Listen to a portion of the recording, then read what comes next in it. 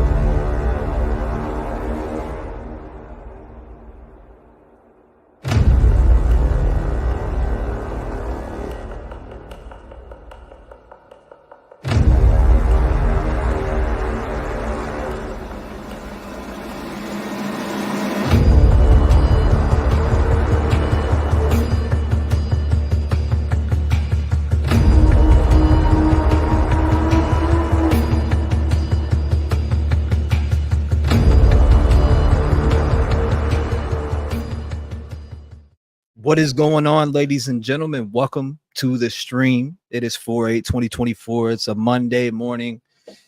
Goodness gracious, day 43. No sign, no clue whatsoever into the disappearance of Sebastian Rogers.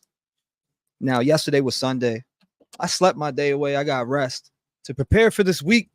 I was hoping that I had woke up out of the coma that I was in, that there would be some new information, and there's been a couple things, and I want to touch on it. As far as the sighting at Speedway, I don't know what that is or what that was, but we're going to check it out here together because I haven't seen it yet. But what's going on? Welcome to the stream. Is this Eastern time? No, it's Central time, actually. Hello, everyone. What's going on? Donna, welcome to the stream. As you guys are coming in, make sure you hit the like button. Make sure you turn on the notification bell. We are here today to talk about the disappearance of Sebastian Rogers. Okay, ladies and gentlemen, Sebastian Rogers, again, disappeared going on from the 25th into the 26th. And the timeline of events for that were Monday 26th, February 20 of 2024. Sebastian Rogers is reported missing from his home in Tennessee. Okay. An endangered child alert is issued by the Tennessee Bureau of Investigation on behalf of the Sumner County Sheriff's Office around 11:17 a.m., indicating he was last seen that day near Stafford Court in Hendersonville, Tennessee. Over 200 people, including K9 units, mounted units, helicopter crews, and drones, were dispatched to search for Sebastian Rogers, covering nearly a 5-mile radius. Tuesday, the 27th, jumping into that, the endangered child alert was elevated to an Amber Alert based on additional investigative information developed during that search. The Sumner County Sheriff's Office begins employing unique tactics in the search, including playing Sebastian's favorite song, Eye of the Tiger, in different areas. Thursday, the 29th, the search efforts continue with several tips being investigated, including draining a pond east of Sebastian Rogers' home, but no significant findings are reported. Now, on the 2nd of March, a reward is issued for information leading to finding Sebastian Rogers, initially set at $3,000. I don't know what the reward is at now, ladies and gentlemen, at all, but it was by an anonymous group of business owners, later increased to $3,500. Now, Monday, the 4th of March, authorities announced the scaling back of the ground search to focus more on the investigative aspects of the case. Sebastian's parents make their first public statement expressing their hope for his safe return and emotional toll of the situation. Thursday, the 7th, the search extends to a landfill, which again, I was talking with somebody this morning, somebody that used to be FBI and used to work in the FBI, and they were kind of touching up on the fact that it's pretty weird about this landfill search too, as she had several different thoughts about this landfill search, which was the same. We both had the same thoughts. The PCA, what's in that probable cause affidavit to go over here and search that? A lot of people say it's the weight, etc. But again, I'm just curious about that, because if you've seen Quentin Simon, they had probable cause for that, right? There was if you look at a lot of these different cases where they search landfills, again, Elijah View, they had some type of probable cause to go do that also.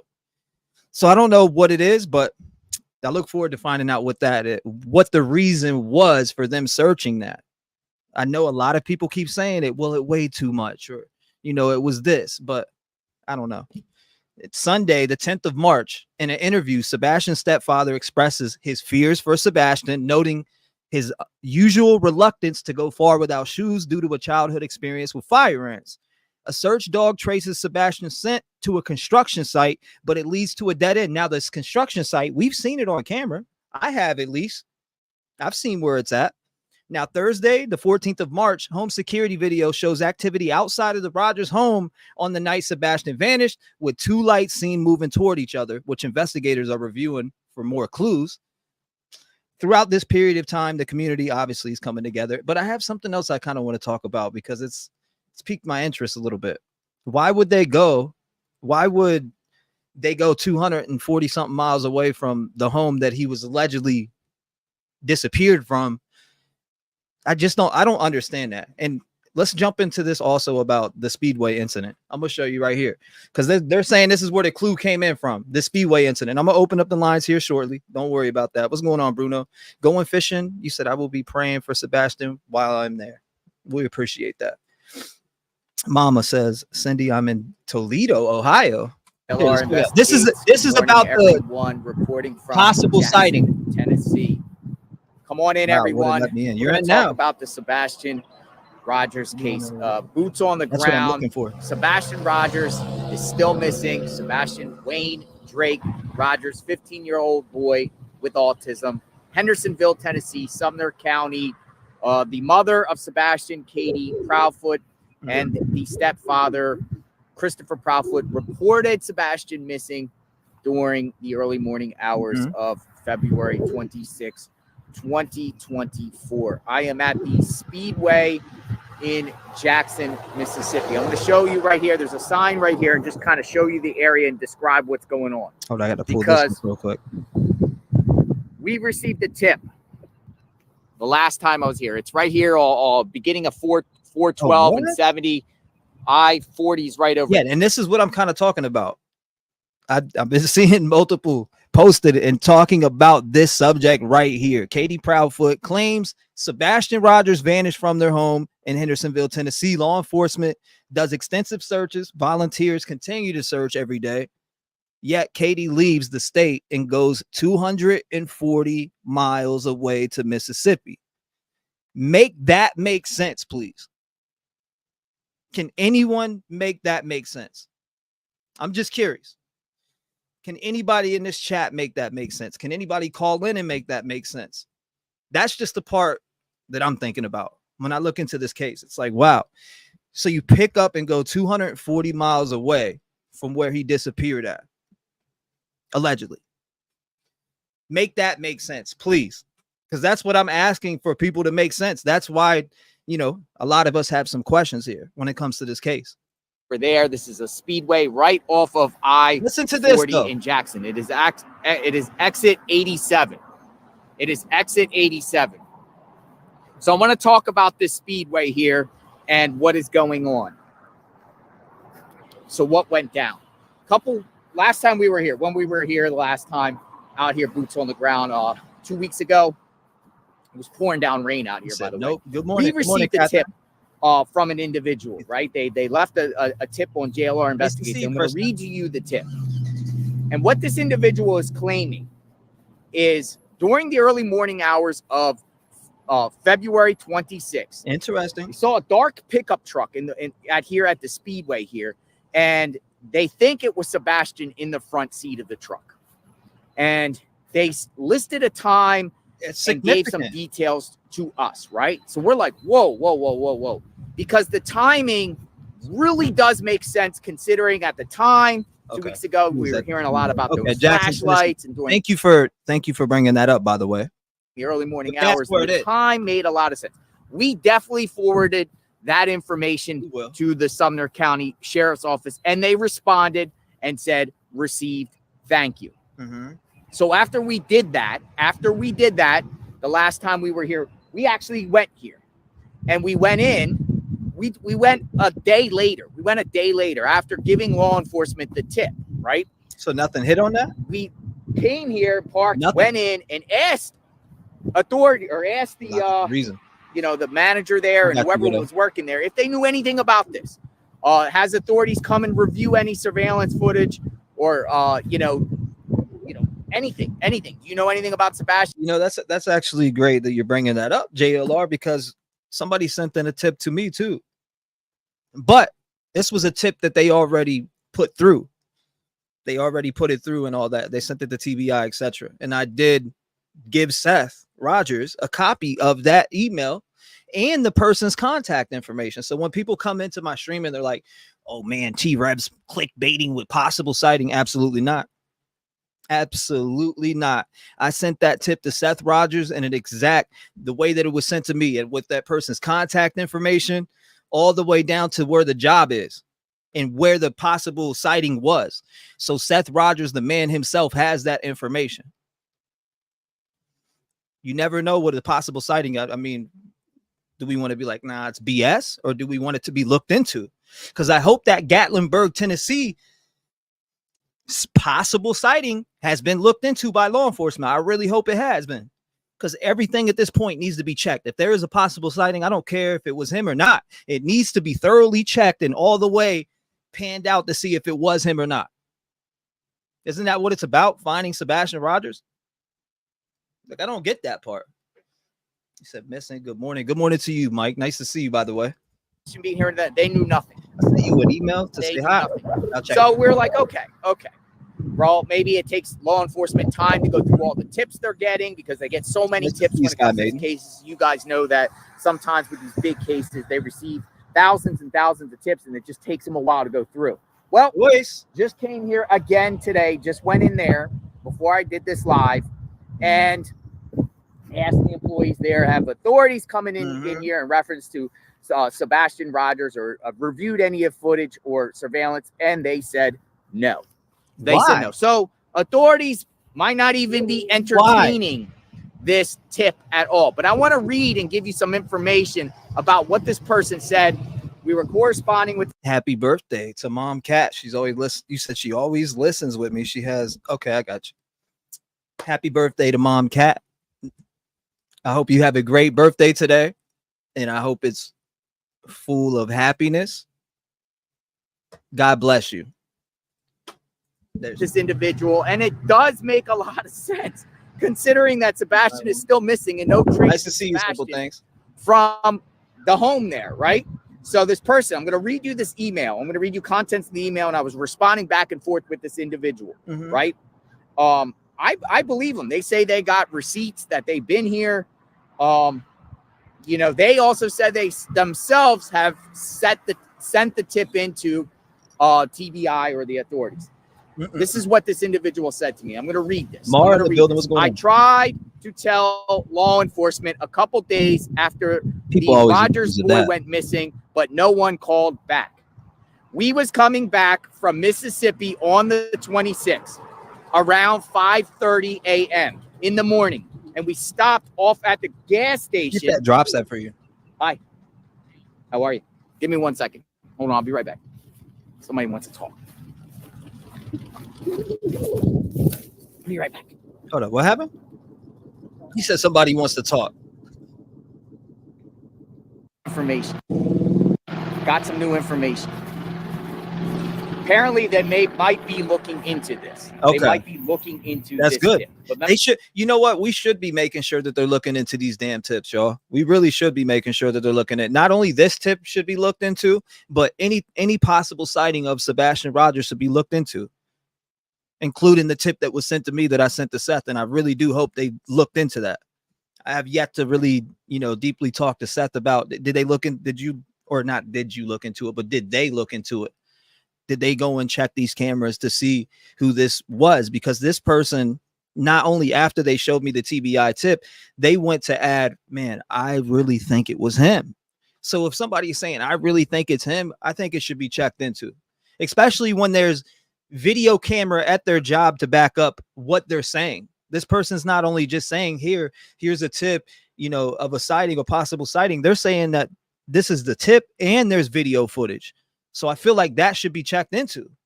There should be no reason that they don't go and check that. You said it's the Speedway staff wanting to talk. Okay, at that one part. What's going on, Karen? Welcome to the stream. Hey, T-REV. Good to see you this morning. Blessings. I had to take off yesterday. You know? I mean, that's only Seth's wishes. He said take off on Sundays and relax. I mean, that's we should follow up on that just for the simple fact that he needs to rest too. God bless you, T-REV. Keeping up with all the young children missing is an overload. Is on overload. Take a few and watch solar eclipse with your fiance, praying for all evil to stop. These kids don't need this. Anita Payne, thank you for the nice words. I appreciate that. What's going on? Good vibes. Nice to see you. Chick Bait says, no, what? Law enforcement of the town knows Sebastian is a victim. Sadly, we don't know any details yet, or we don't know details yet. Pin a rose on your nose in the building. What's going on? Nice to see all of you. Thank you for coming by. Make sure you hit that like button as you're coming in. We're about to open up the lines. I want to hear from you all. I do have one more video I want to play after this. Some of us seen it, but I do think it's important. Let me go back to what I was sharing with you guys. Maybe they're looking into this. Okay? Maybe they're looking into this. So let me continue. The 26th, 5:30 in the morning, we stopped up gas off of a gas station in Jackson, Tennessee, and went inside to pay. When I came out, there was a big truck. I believe it was a black or dark blue. And there was a young man in the passenger seat that looked a lot like this young boy that is missing. Mm-hmm. So someone needs to go to the gas station and get them to pull the video. We was at pump number 8. So it will be the pump next to us on the left. I send you over everything if you like. So response to this email. I do believe he was wearing dark glasses. Mm-hmm. I want to say they was in dark in color. Give me a minute and I will send you the gas station information. It's right off of I-40. Interesting. And if I remember correctly, he looked like he was sleeping. Like I said, I can't 100% swear it was him, but he did look like him. Yeah. Exit 87 Speedway, and my bank record said the time was 5:48 a.m. on the 26th. Thank you. 5:48 a.m.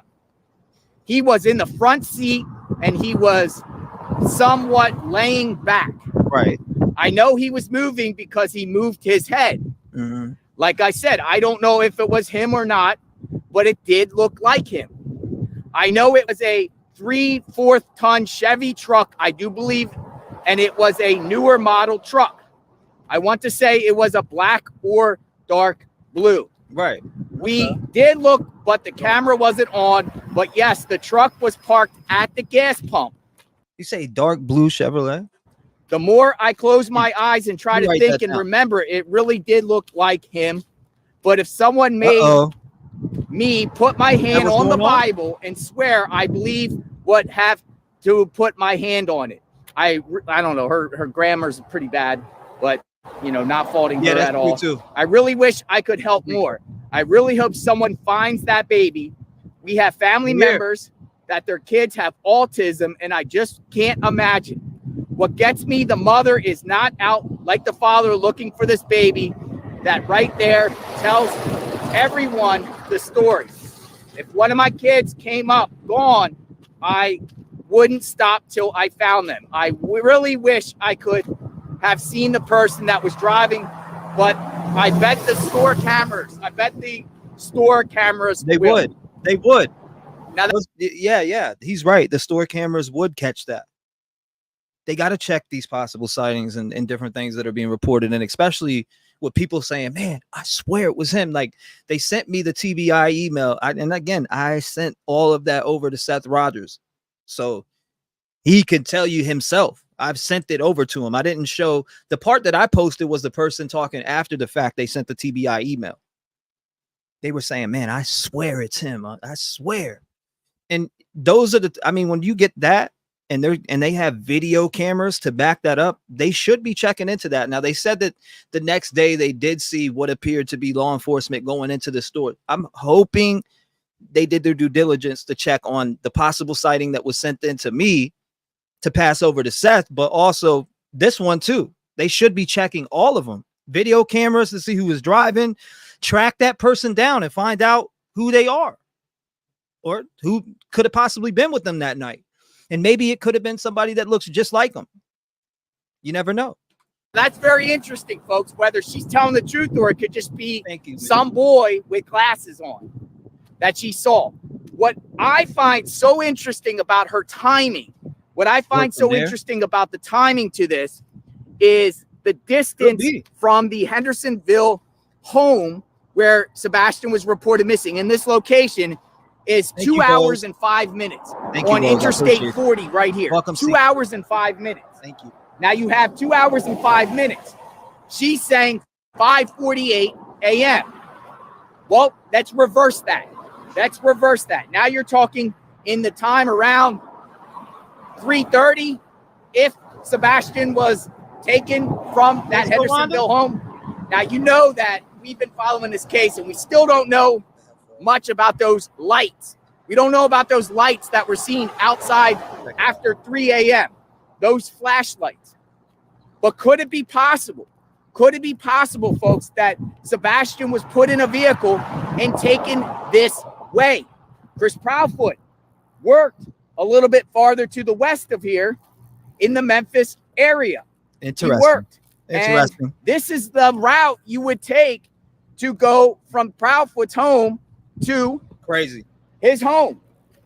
And not only that, but a lot of people, including Seth Rogers, were talking about searches along Highway 412. This is where Highway 412, and it goes kind of like parallel. I get what you're saying, truth, not feelings. Now the people just came out and told me we have no comment about this. We have no comment about this. So maybe there is something to it. I said, cool. So maybe there is something to it. Maybe there's not. Maybe authorities came, maybe they not. But you would think, ladies and gentlemen, they would at least look into this. We sent the tip. The person claims they sent the tip. We received an email response by authorities saying we received. They received it. For you right here. Watch this. So here it is. This area. Could Sebastian, Wayne Drake Rogers, could he have been brought farther west from his home? Or is this just a misidentification? You know, a lot of times also in these cases, you always have false hits and misidentifications. Yeah, just like this one right here. Here's the email I sent to TBI right here, just like the one right here, email to TBI. And I hope they checked on this. You know what? Maybe we should put it out there because they need to check on this tip. On Wednesday, 3/20/2024 at approximately 2:38 p.m., I spotted a family walking by my work location at blank, blank, blank, Gatlinburg, Tennessee. I am off-premise contact for, I won't even mention their job. My job is to stop families walking by on sidewalk in front of location and then offering them gifts to tour in the Gatlinburg property. A family stood out to me because one of the boys was wearing a bright yellow straw hat with red ribbon around it. The family consisted of dad, mom, and 4 boys. The oldest boy wearing the hat matched the description and photos I've seen of Sebastian Rogers. I tried to get a picture, but they passed by so quickly I wasn't able. This boy also stood out from the rest of the family. And it says he was walking behind the rest of the family and seemed to be in his own little world, just soaking in his surroundings, while everyone else looked straight forward with no facial expressions. He had a little bit of an awkwardness to his walk. I regret not immediately calling authorities. I held back because the boy didn't seem to be in any kind of distress, and he wasn't wearing glasses like in all the photos I've seen, so thought maybe they just shared similar features. Last night, it dawned on me the hat he was wearing was from an anime called One Piece. The main character, Luffy, wears the same hat. I Googled the description of the hat and confirmed it was the hat from the anime. People on the spectrum are big fans of anime, so this confirmed my thoughts of the boy having highly functional autism. The parents of the boys seemed to be in their mid to late 30s. There was 4 of them, all boys. The boy I've been speaking of being the oldest, looking around 14 to 15 years old. The 3 other younger boys, ranging from about 7 to 12 years old, the mom had long, dark brown hair, about 5'6", 5'7", approximately 140 pounds, and the man was about 5'10", weighing approximately 160 to 170, with brown hair also. The 3 other boys were all brown-headed, about 7, 10 to 12 years old, and slim to normal build and height. So the oldest boy that shared the same characteristics as Sebastian was wearing jeans, but I don't remember the color of his shirt. He appeared to be long-legged in a slender build. Hat was covering hair. Everyone else was also wearing jeans, and I don't recall the color of their shirts either. There is a camera above the leather, or it says the leather goods store, which they walked in front of, but you have to go up a couple of steps to get to the stores in that area. So not sure if it will catch them walking along the sidewalk down the steps. The city has several cameras they use for live feed. You can watch from throughout the parkway via internet, and many other stores also have cameras along their stores. This boy may just share similar features, but the resemblance is enough. I feel it should be looked into. I'm going to post a picture of the street view of where he was seen, and I'm also going to call the TBI fine number after sending this message. You may contact me back with any questions. And they gave me their actual contact information, their first and last name, and an email. I passed that information along. Now, that was from 320 in Gatlinburg, but I did pass that information along to Seth, and hopefully they looked into that information. I really hope they did. I really hope they did. You said I sent the email from Jessica and she has dispatch recording. Okay, we'll check it out. Sebastian is 15. Likely they don't know everyone he does. Small town girl said, since all ground and water searches haven't turned up anything, in my opinion, no tip can be taken for granted. And I agree with you on that. That's what I'm saying.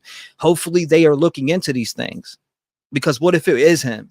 That's the real thing. What if it is him? I'm just saying. Good morning. Nice to see you, Eastern girl. We're about to open up these lines. And, you know, everyone out there with glasses and we're about to open up these lines. Don't worry. Could be Sebastian. I've personally seen it in the groups. People posting people that are not Sebastian saying, hey, I saw this person in Mississippi. Hey, I saw this person in Alabama. I saw this person. And it kind of looks like Sebastian, but we know it's not Sebastian. So this person that saw this at the Speedway could have been totally not Sebastian. Could have been totally somebody else. But what I'm wondering is if authorities actually looked into this lead. So, and if for the people who just heard what I just wrote here, what I sent over to Seth right here, what I just read directly, this is directly out of my phone that I wrote to Seth. I copied and pasted and showed him exactly, yo, look, this is what this person's saying. I also took screenshots of it to send it over to him. So people who are like, possible sighting, what do you mean? Stop lying. That's clickbait. No, it ain't. No, the hell it's not. And I hope TBI looked into this shit. And if they didn't, and I find out they didn't, then I'm gonna have to, you know, shit. Do we got to call it into TBI ourselves? I hope they looked into it. I don't care if Gatlinburg's 3 hours out the way. If there is a possible sighting, they should be checking into it, or send somebody in that area to go and check into it while they're working on it. I mean, don't you have enough resources? Isn't the FBI out there? Isn't, you know what I mean? You have multiple people. There shouldn't be no reason that 2 people can't go to this store and get the footage just to find out if it was Sebastian Rogers. Because if they're walking that far in the open and there is that many cameras that this person is explaining to us right here, then there should be no reason that they don't go there and pull that footage to see if that was him. And that was on 3/20 of 2024. So I hope they did that. I really do. I hope they did that. There should be no reason that you can't send out of 300-400 investigators to go check that. No reason. And if Sebastian is missing, he's, you know, that came this way. That came this way missing. This way. Was he brought inside a vehicle? That's what I'm trying to say. Was he put inside a vehicle? Possibly. And then I don't know if you guys have seen this. This is what I was talking. We've seen it last live, but no sign of Sebastian Rogers. The 15-year-old disappeared in the middle of the night on February 25th. His mother was the last person to see him and says that he left the house without any shoes on and just a flashlight. You can't file an insurance so claim without a cause of death. Is he? Searchers continue looking for Sebastian, and this morning we have a very special guest joining us on the program, Sebastian Rogers' biological father, Seth Rogers. Seth, good morning to you, and might I just start by both saying thank you and just that my heart and the hearts of all of our wonderful viewers really go out to you. The agony that you're going through, I can't even imagine. I've seen you do some interviews, and I've been so amazed at how resilient you are, and you've talked about how nothing is going to make you give up hope. Tell us, please, where's that drive coming from? My son. He's my life. Tell him. He's my heart. Tell him, Seth. He's not here, and I'm not complete unless I have him. So it's the drive to be whole again. About to open these lines up. After this video, the lines will be open. For holding out hope, being so resilient, being positive, and who knows what can happen with this investigation, and any day could be the day Sebastian comes home. Welcome, Jay. From your perspective, Seth, how satisfied are you with the investigation being done by TBI? Did you check the Staples Center for audit? My son's not here. They have no evidence. They haven't. Sumner County is the one that's like doing it. All right, well, TBI is assisting. I've asked TBI to take it over. They haven't yet. There's just things that I don't think have been done. What would you like to be done, Seth, that hasn't been? RX for claims. I have a list of stuff, but I don't know if they've done it or not. I mean, there's been questions that have been asked and things that have been answered.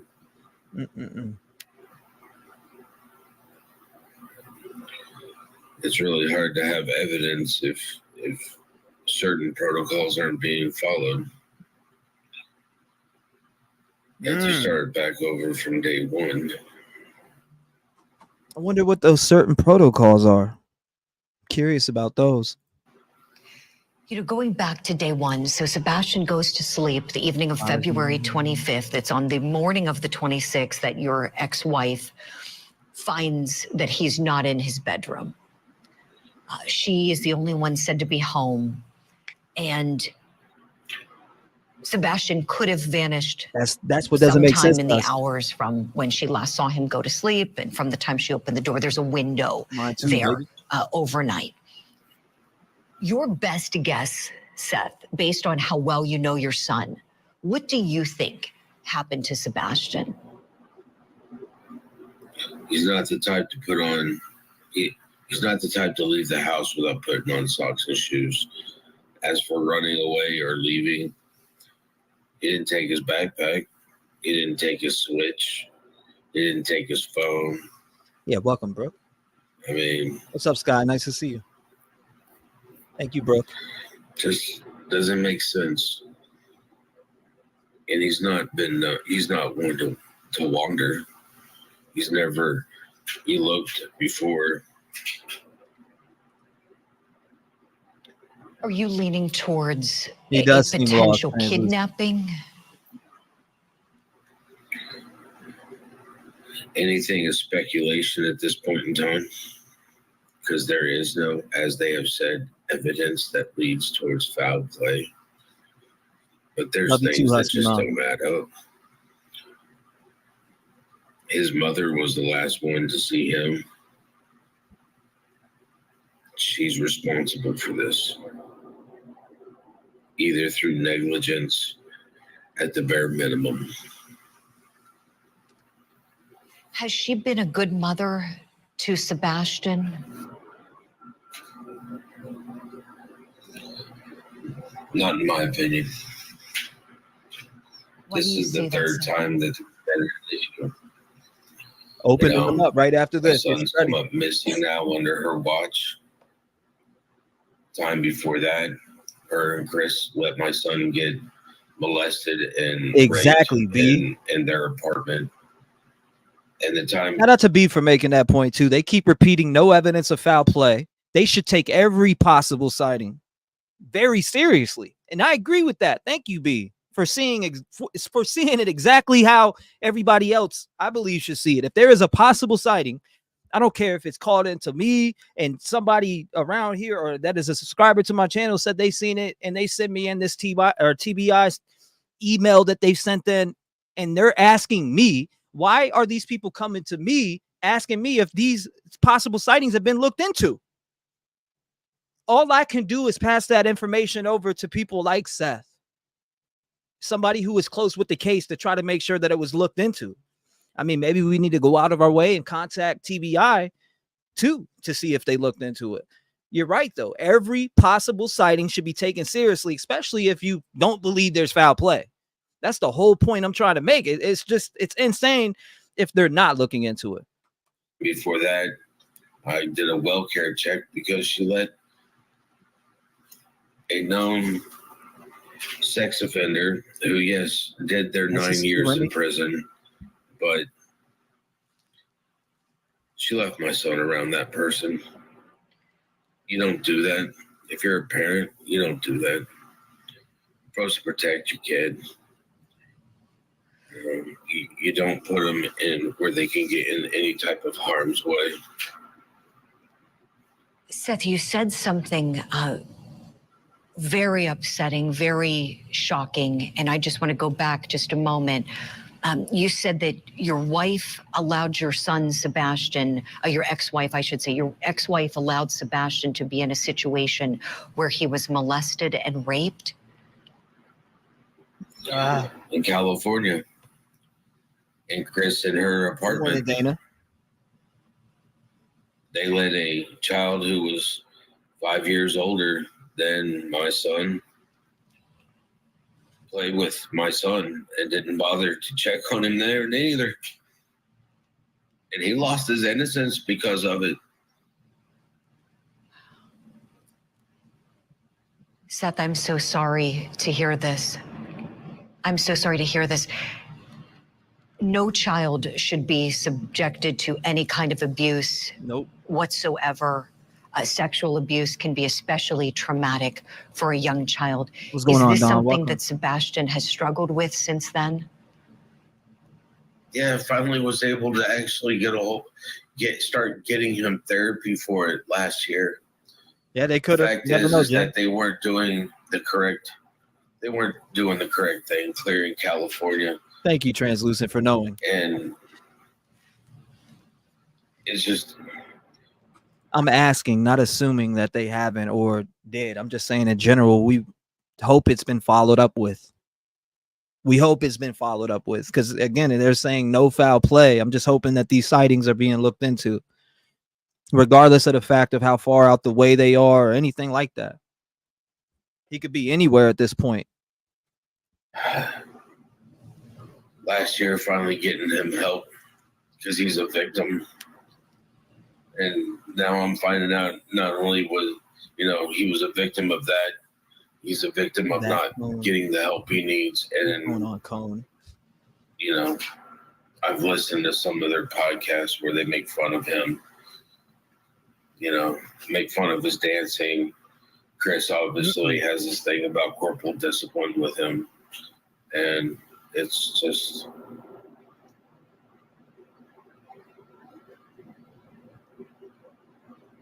it's not good. Seth, I'm so sorry. I need to find my son.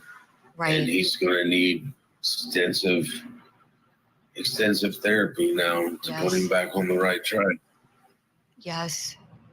Was Sebastian the one who told you about the sexual abuse that had happened? His mother did. And my son did. This happened in California. So Sheriff's Department, CPS was involved. Sheriff's Department was involved there. They wouldn't give me the kid's name, his last name. But at least the only thing I was able to do there was put the detective over that case in contact with the school psychologist so that at least they can protect the other children from this child. Right. So no juvenile proceedings commenced or anything like that, Seth? with this child. He wasn't brought Not to in juvenile court. California. Mhm. No, in California, kids 13, you know, they're like, he's too young to prosecute. And they wouldn't do anything about the parents either. It doesn't make no sense. Seth, I'm so sorry. I'm so sorry. My heart breaks for you for so many reasons, and this is just one more of those reasons. Tell me, please, Seth, what else do you want the public to know as people all over are hoping and praying for your son Sebastian's safe return? Go ahead, Deborah. How you doing? I'm just looking for him. I need people to help. I'm just one person. I can do a lot, but I can't do everything. And I have to find him. I have to find him. Absolutely. You have to find him. And we will continue doing everything we can here at Court TV to help you find him, putting his picture out there, video, talking about him. Okay, let's open up the lines. I'm ready to talk. 219-885-9693. The lines are open wide right now. So he said a 15-year-old can't survive 40 days with no help, even if he left on his own. How is that not foul play? Spiritual bad, he says. I don't know. Plus, the parents that lived in the home that he disappeared from are 240 something miles away. I have no idea. I have no idea. 934, you're in the door. What's going on? You're live. 423, you're on with me. Talk to me. Doug from Tennessee. Doug from Tennessee, my brother. I am so glad that you got through today. I'm glad to hear from my buddy Doug. What's going on, Doug? Hey, I got a feeling we're going up the wrong rabbit hole. Okay, talk to me. Where should we be at? Hey, the real big business and children with that kind of disability. Yes, sir. And that goes with theme parks. Theme park. And Gatlinburg, Dollywood, Six Flags, all theme parks. If you're that disabled like him, you go to the front of the line. Mm-hmm. No wait. People pay good money to borrow kids like that. Real good money. If you're going on a vacation, you got 4 kids, you sink $5,000 to mama, take her child with you, you go to the front of the line, no 2-hour wait, you get to ride every ride in there. And reason I know that, my daughter has a son with autism, and they go to Gatlinburg, and they get to ride every ride up there in one day at Dollywood, because they get put up to the front of the line. Because he's got autism, and he shouldn't have to wait. Right. I'm serious, dude. It is a big business. And there's a possibility she rents that child out during the summer months. This one hurts my brain. This one hurts my brain, Doug. And see, that's why you would see him up there in Gatlinburg, running around with another family, so they can go to Dollywood and ride every ride in one day and not have to wait in a 2-hour wait line. I've been there, and you got to wait a long time to ride a ride. If you get to go to the front of the line every time, you zip right through it. There's all kinds of possibilities. That's why you know. And see, they can't say nothing because it's illegal. If you get caught doing that, you can be kicked out of that park forever. Are you getting laundry vibes here? I mean, it's just what I'm getting. I got vibes. That kid's still alive. He's being used as something else. I really do hope he's alive, Doug. I really do. And if they tell on somebody, that's what would that be called? That would be called the same as trafficking, not sex trafficking. But it would be called trafficking your child. And you could go to penitentiary for doing that. So you're saying if they're hiding them out, like if they're hiding them out, they go to the penitentiary? Well, if they hide him out or if they loan him out to other families, I mean, important families that want to get into these theme parks and not have to wait in line. What kind of theme parks are these, Doug? Any theme park. anything for it. If you got out there, they'll bring you to the exit line and put you right on in.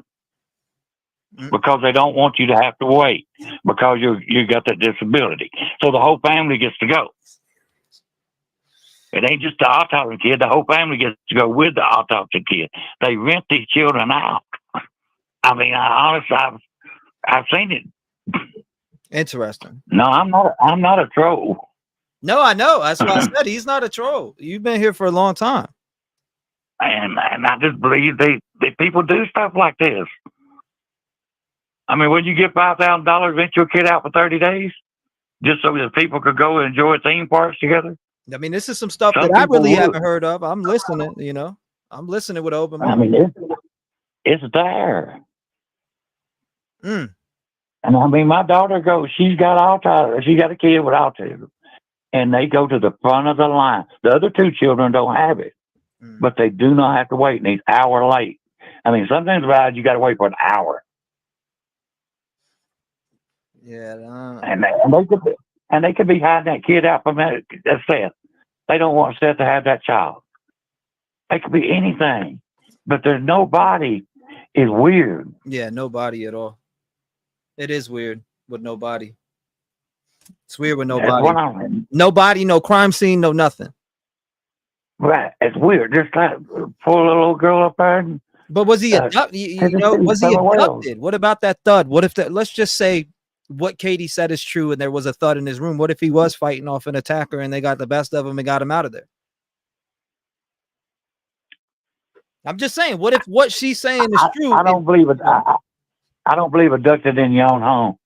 Now, too many cameras up there, man. Everybody's got cameras. Everybody's got cameras. I don't. That's a big subdivision.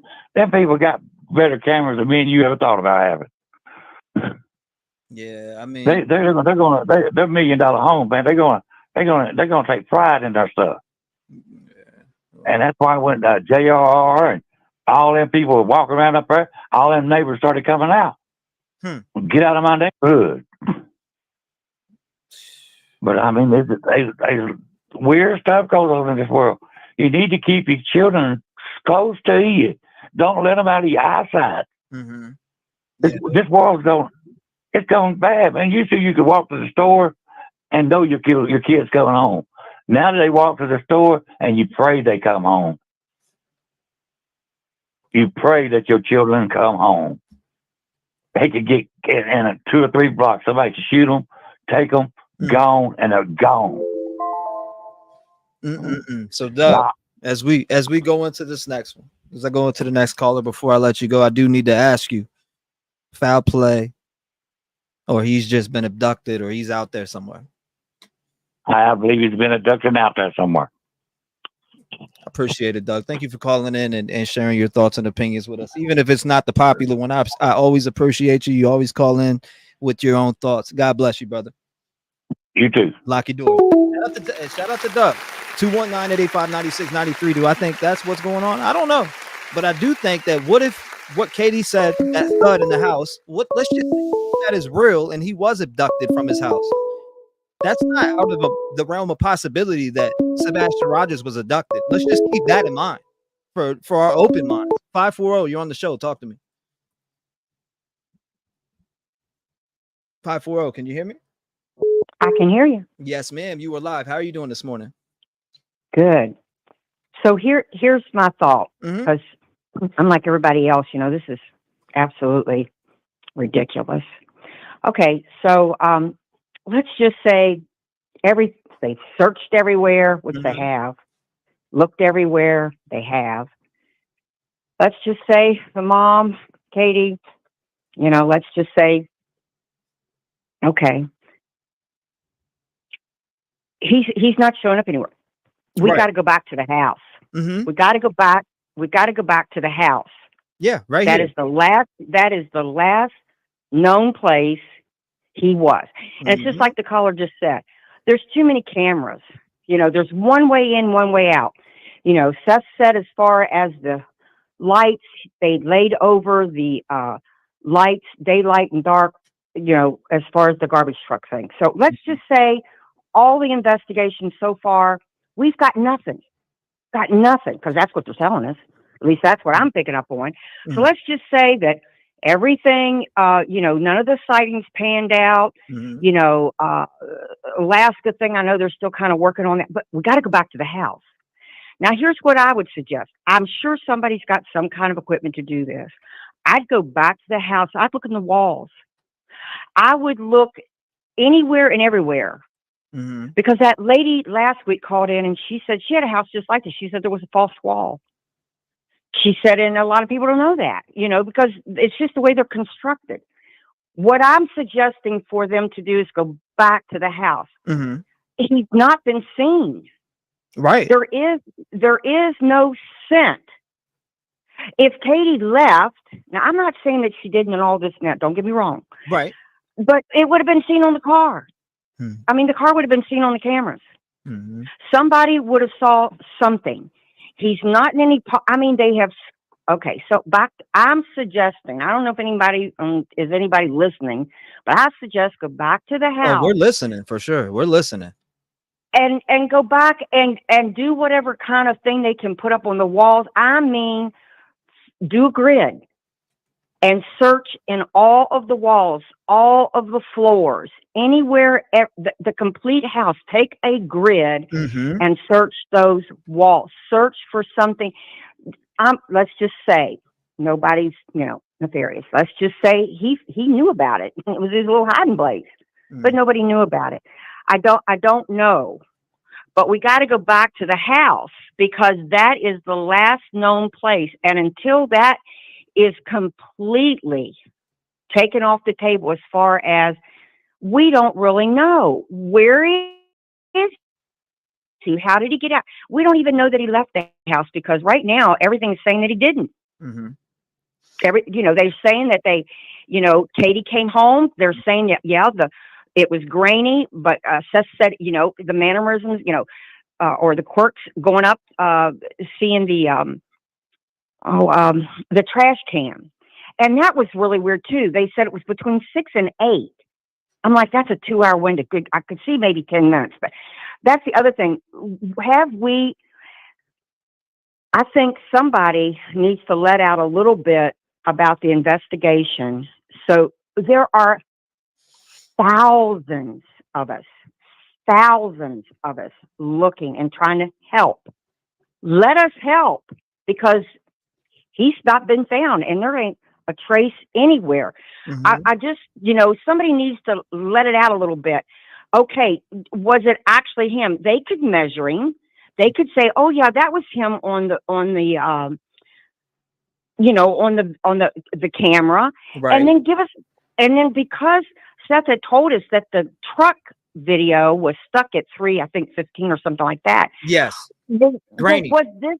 Yeah, grainy and dark. So we need to know. Let it out. Was that video of the last? They're telling us what date and what time, and are they accurate? That way, we've got some type of. Because right now it's 8:00. Because then we have to go next with Katie, saying 9, to 10. But again, we're back to the house. Nobody's left the house.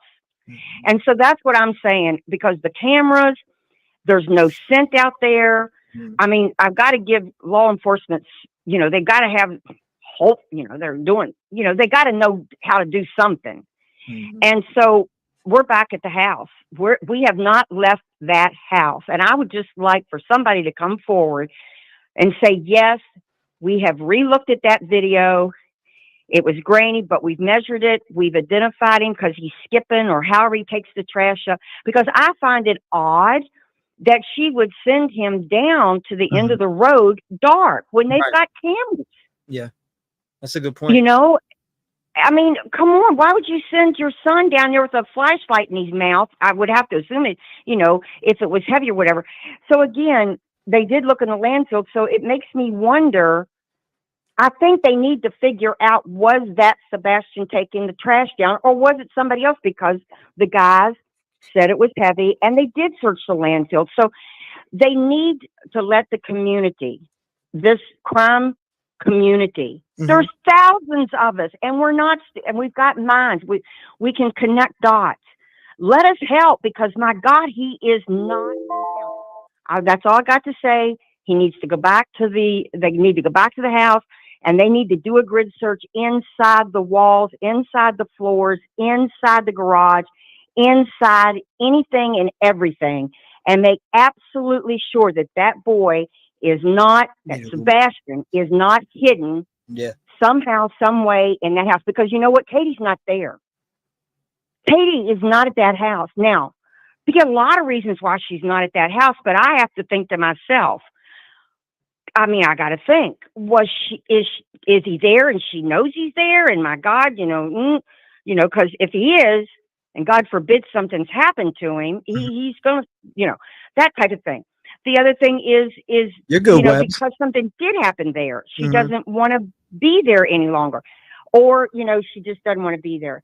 So these are the things. I just think they need to go back to the house, because we don't have,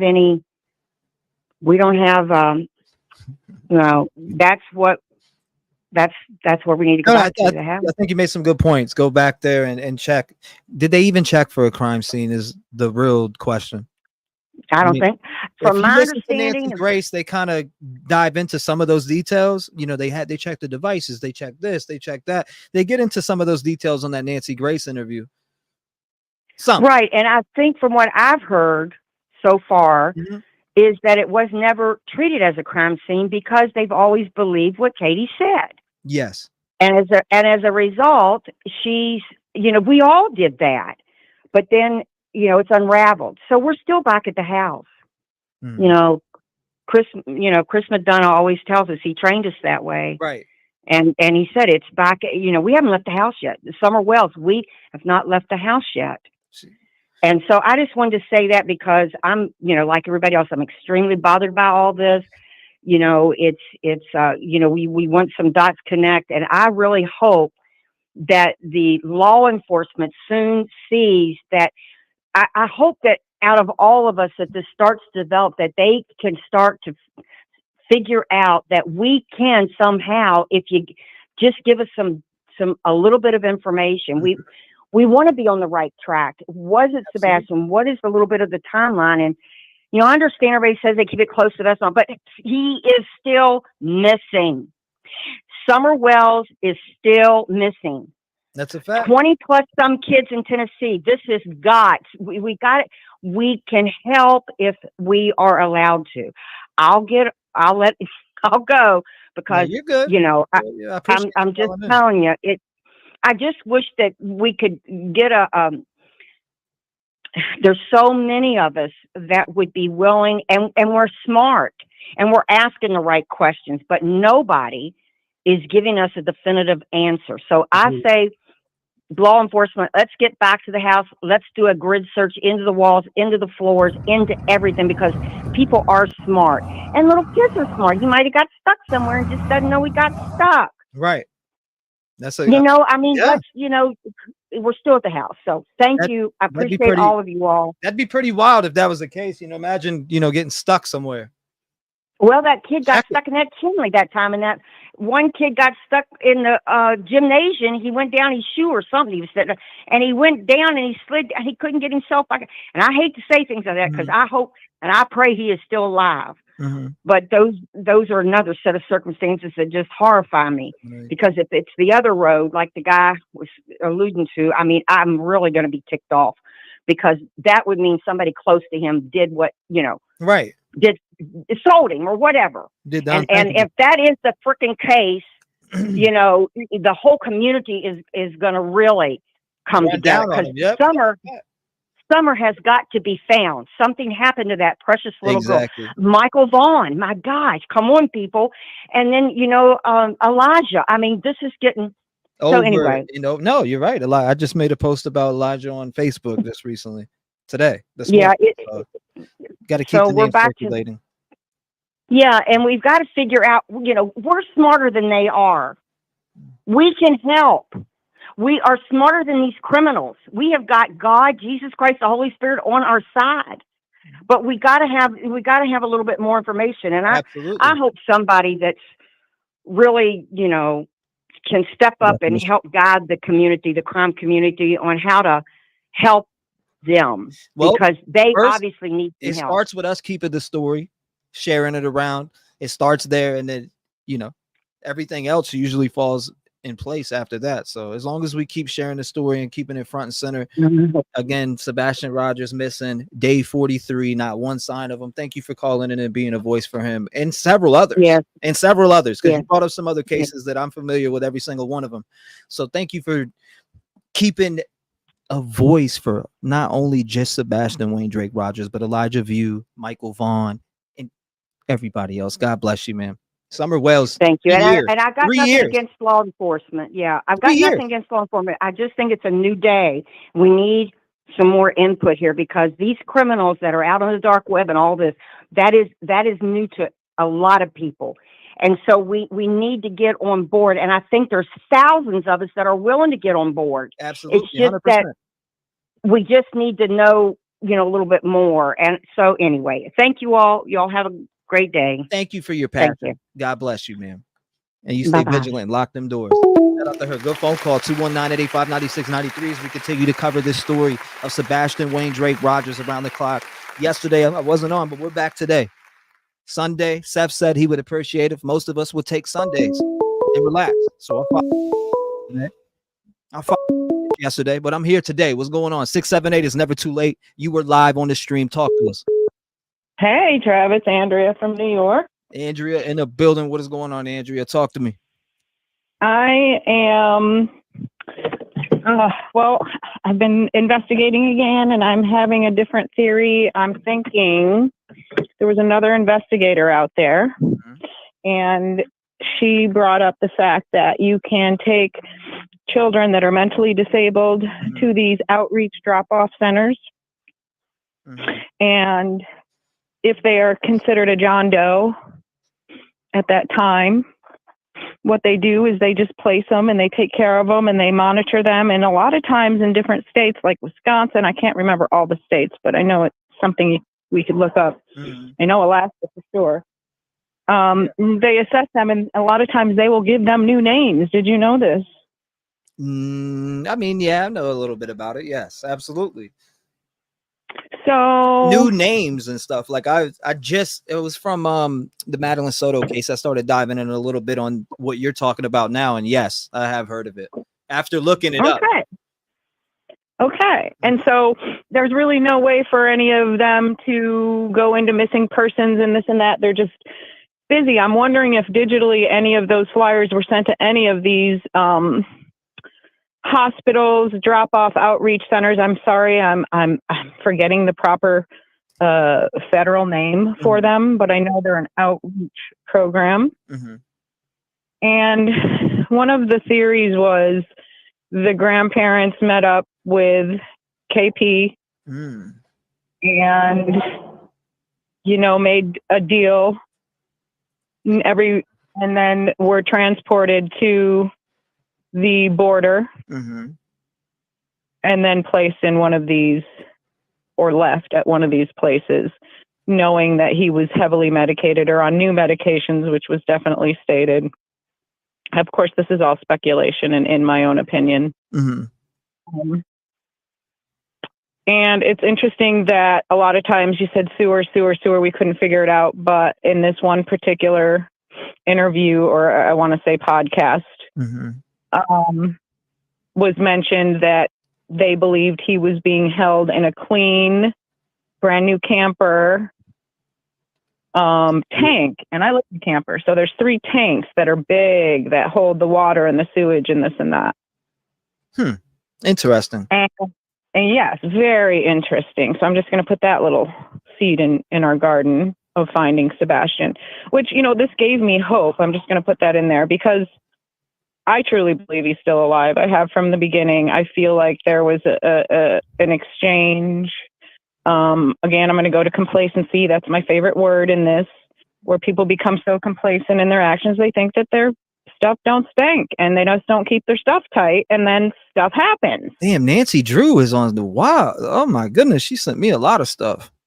Did she? Good. Yes, she did. She And is. here's the other thing. Good gracious. There's a castle. There is a huge castle right there Nancy Drew at that Dave's Creek Park in Cumberland River. And I know for a fact in the spirit boxes that you've done and in the Ovilus, that castle has been met. So back to the outreach, like what's the motive? This one particular investigator said she found that court proceedings were coming up with Nina, where Sebastian would have been a key witness. Correct. He was going to be a key witness in this essay. So wouldn't that be a motive? Correct. Yes, in my opinion, for, CP and KP to just jump on board and make a deal with somebody. I'm not going to mention anything because I'm having thoughts that I don't want to have. But money is really, really one of the roots of evil. Truly, it's just a piece of paper unless you put that certain energy behind it. I digress. I just feel like he has been moved. I feel like he has been drugged. JLR actually said that there was a witness at the Speedway that said that they called in a pickup truck, dark pickup truck. Yeah, I seen that. With a young kid asleep in the front. So this medication that they just put him on makes you sleepy for up to 12 hours. Now, think about that. Damn, Nancy Drew is scoping out job sites and all different types of stuff. Nancy Drew is going crazy. Where is she? Places that you probably wouldn't think. Nancy Drew is out here conducting an investigation. I know. I've been keeping my close eye on her because I have been investigating the same. I've been doing it, of course, through Google Maps up here in snowy New York. But stuff like, stuff like that. I don't know if chat can see that, but I can't see anything. I'm talking to you. Nah, I know, but I'm saying stuff like that. Nancy Drew on the case, ladies and gentlemen. I'm glad we got Nancy Drew on our side. Me too. And what I don't like is when other people are being snarky towards everybody who's got a passion and come from a place of love and light and care. They get immediately, it's like moths attract to a light, immediately attacked in one way or another. So there's one or two that I won't show. There's one or two that I won't show because of how much it's showing. So that, just to protect everything. But again, I mean, there's all types of video footage being sent in of people going by here at the Yogi Bear campground. I can't stop them people from doing what they're doing. Agreed. And the Proudfoots have not been charged with anything yet in this investigation. Neither has Seth, neither has anybody, pertaining or being close to Sebastian, whether it's father, stepfather, mother. Nobody has been charged with anything. In fact, they're saying that they're cooperating. They're saying that there's no foul play, or at least as of right now, but they said they're not ruling that out. So, I mean, people are out here and they want answers. There's people in the public in the community that want answers, and I can't do anything about. I mean, I would say, look, let the investigators do their job, but I can't stop somebody from going by the Yogi Bear campground or going by wherever anyone lives that's pertained or close to this case. I can't stop that. They're going to do what they want to do. Trev, you're in control of what you're doing. You're right now, and you're exactly. That's what I'm saying. So, I can't control that. People are like, well, isn't that stalking? No. Is it? I don't know. No control. You have no control what people are sending you. The only thing that you have control of are your own actions, and you have impeccable actions. You treat everyone with respect and kindness. You know when something is not going to be kind and respectful to your own gang and your own people who are possibly new and coming in and victims. You are, that's what you're doing, and that's what you do well. And there's no reason for you to even apologize for anything. Number one, you come from a good love and light. Come on. Absolutely. You do not have to even think about that shit because you keep your shit tight, as do I. They can talk shit all they want, but it's their shit. Hey, I'm just showing the people what they want to see being sent to me. That's it. Like this video right here that was sent to me, today? What is this from? They all look the same, kind of, but let's see. I did send you an email that interview of that podcast that I listened to. It's an hour long, but I did tell you certain spots to listen to, and if you're interested, no, I'll check it out. Check it out. It's more in the paranormal end of things, which I just totally resonate with a lot more than the human. I'll definitely check it out. I appreciate you, Andrea. Thank you for calling in. Absolutely. Keep up the good work, boy. Stay vigilant. Lock your doors. We're keeping everything circulating. So God bless you. Thank you for being a voice here for Sebastian today, and we'll continue to do that. God bless. Lock them doors. 219-885-9693. And I agree with what JLR is saying right here. Katie Proudfoot claims Sebastian Rogers vanished from their home in Hendersonville, Tennessee. Law enforcement does extensive searches. Volunteers continue to search every day. Yet Katie leaves the state and goes 240 miles away to Mississippi. And there's your breakdown right there on the screen.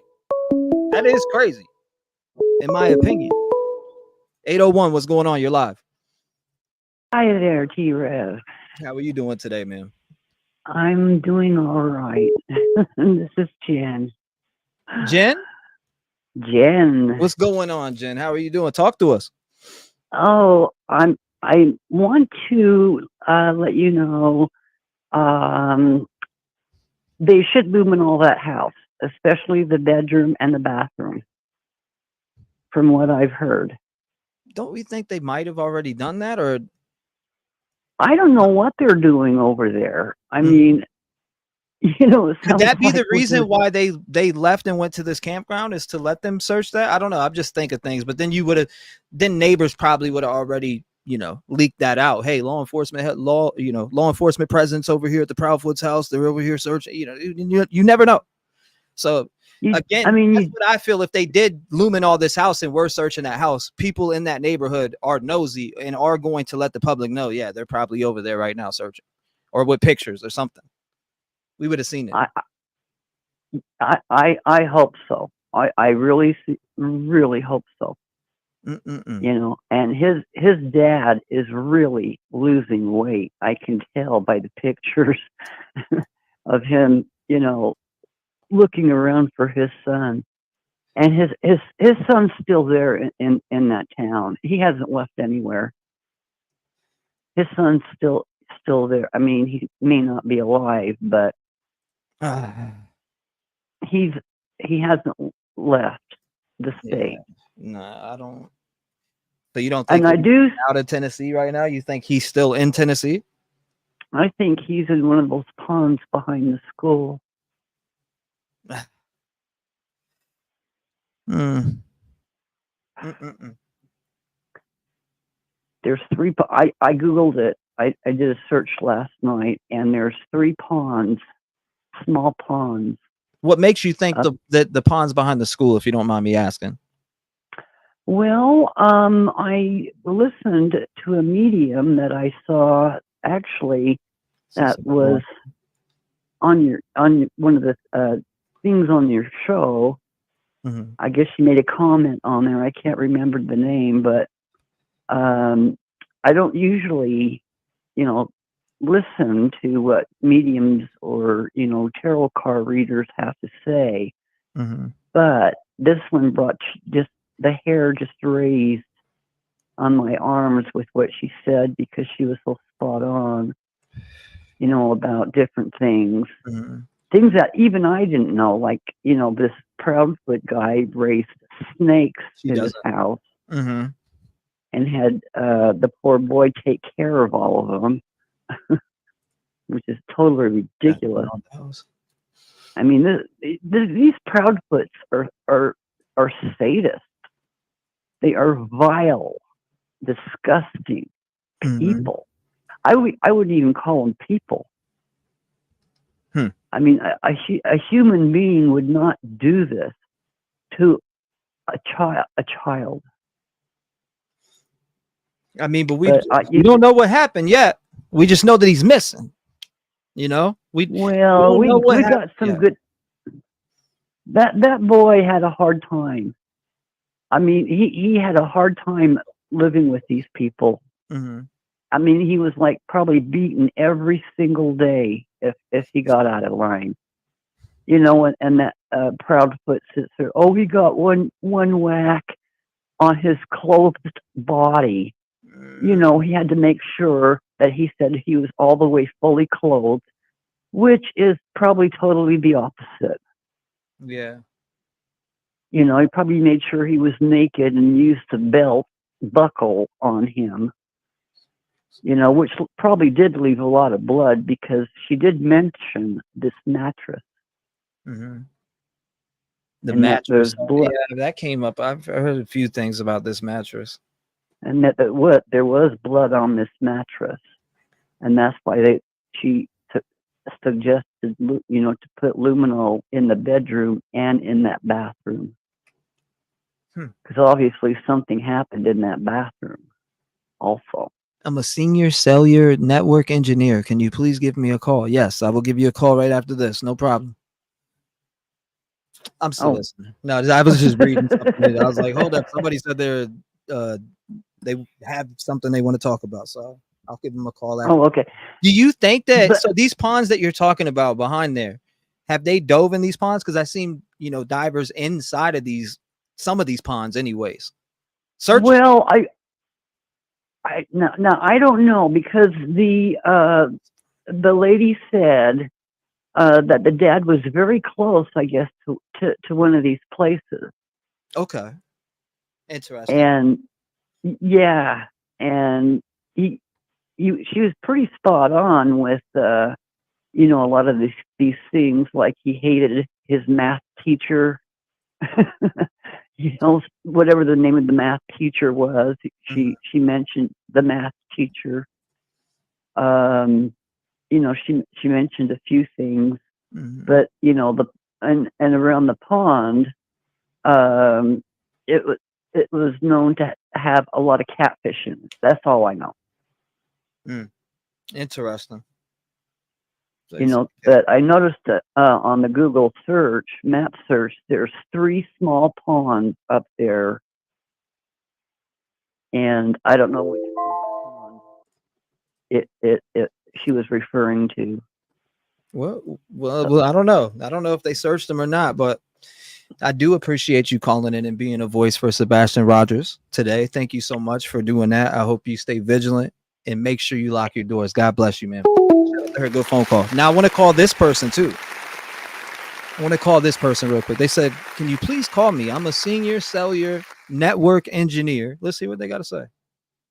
I'm open to hear what you got to say. Come on. Why not?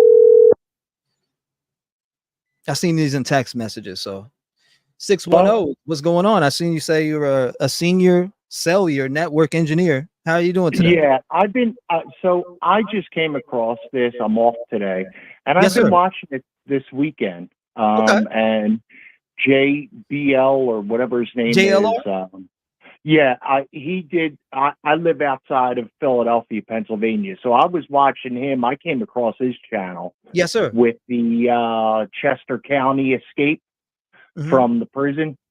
So in any case, the thing is, everybody's coming up with these thoughts of this, that, the other thing. I go by facts, right? And I've had experience. I'm 47 years old. Yes, sir. Most of my life has been in cellular network engineering. Okay. My issue is if they checked the cellular data, I mean, I was back in analog days. Okay. So, if nowadays, if they have their phones on, I mean, they can even tell when you turn off your cell phone, it reports to the network that you're powering down your phone. You know, the network knows everything. Well, my curiosity is, now that I'm coming into this, yes, sir. Did they check the cell phone data of where the stepfather was, where the mother was, and also her coming back? Because people are saying, oh, they didn't stop at, you know, that she left at what's the name, and, you know, did she go home? Or they can literally see from when you stop to when you continue to go. So I'm trying to find out if they have that data. And by the way, I mean, I'm a South Philly born and raised Italian. Let me tell you, with street smarts, the cops ain't going to tell you what they already have because they're not going to dime out who they are already looking at. But I'm just curious, did any of that come out? Well, okay. Nancy Grace, if you watch the Nancy Grace interview, she says that they check the devices. They handed over. But dumping a device is different. You know as well as I do. Yeah. If you ever get arrested for something like that, yes, sir, they put it on airplane mode so that you cannot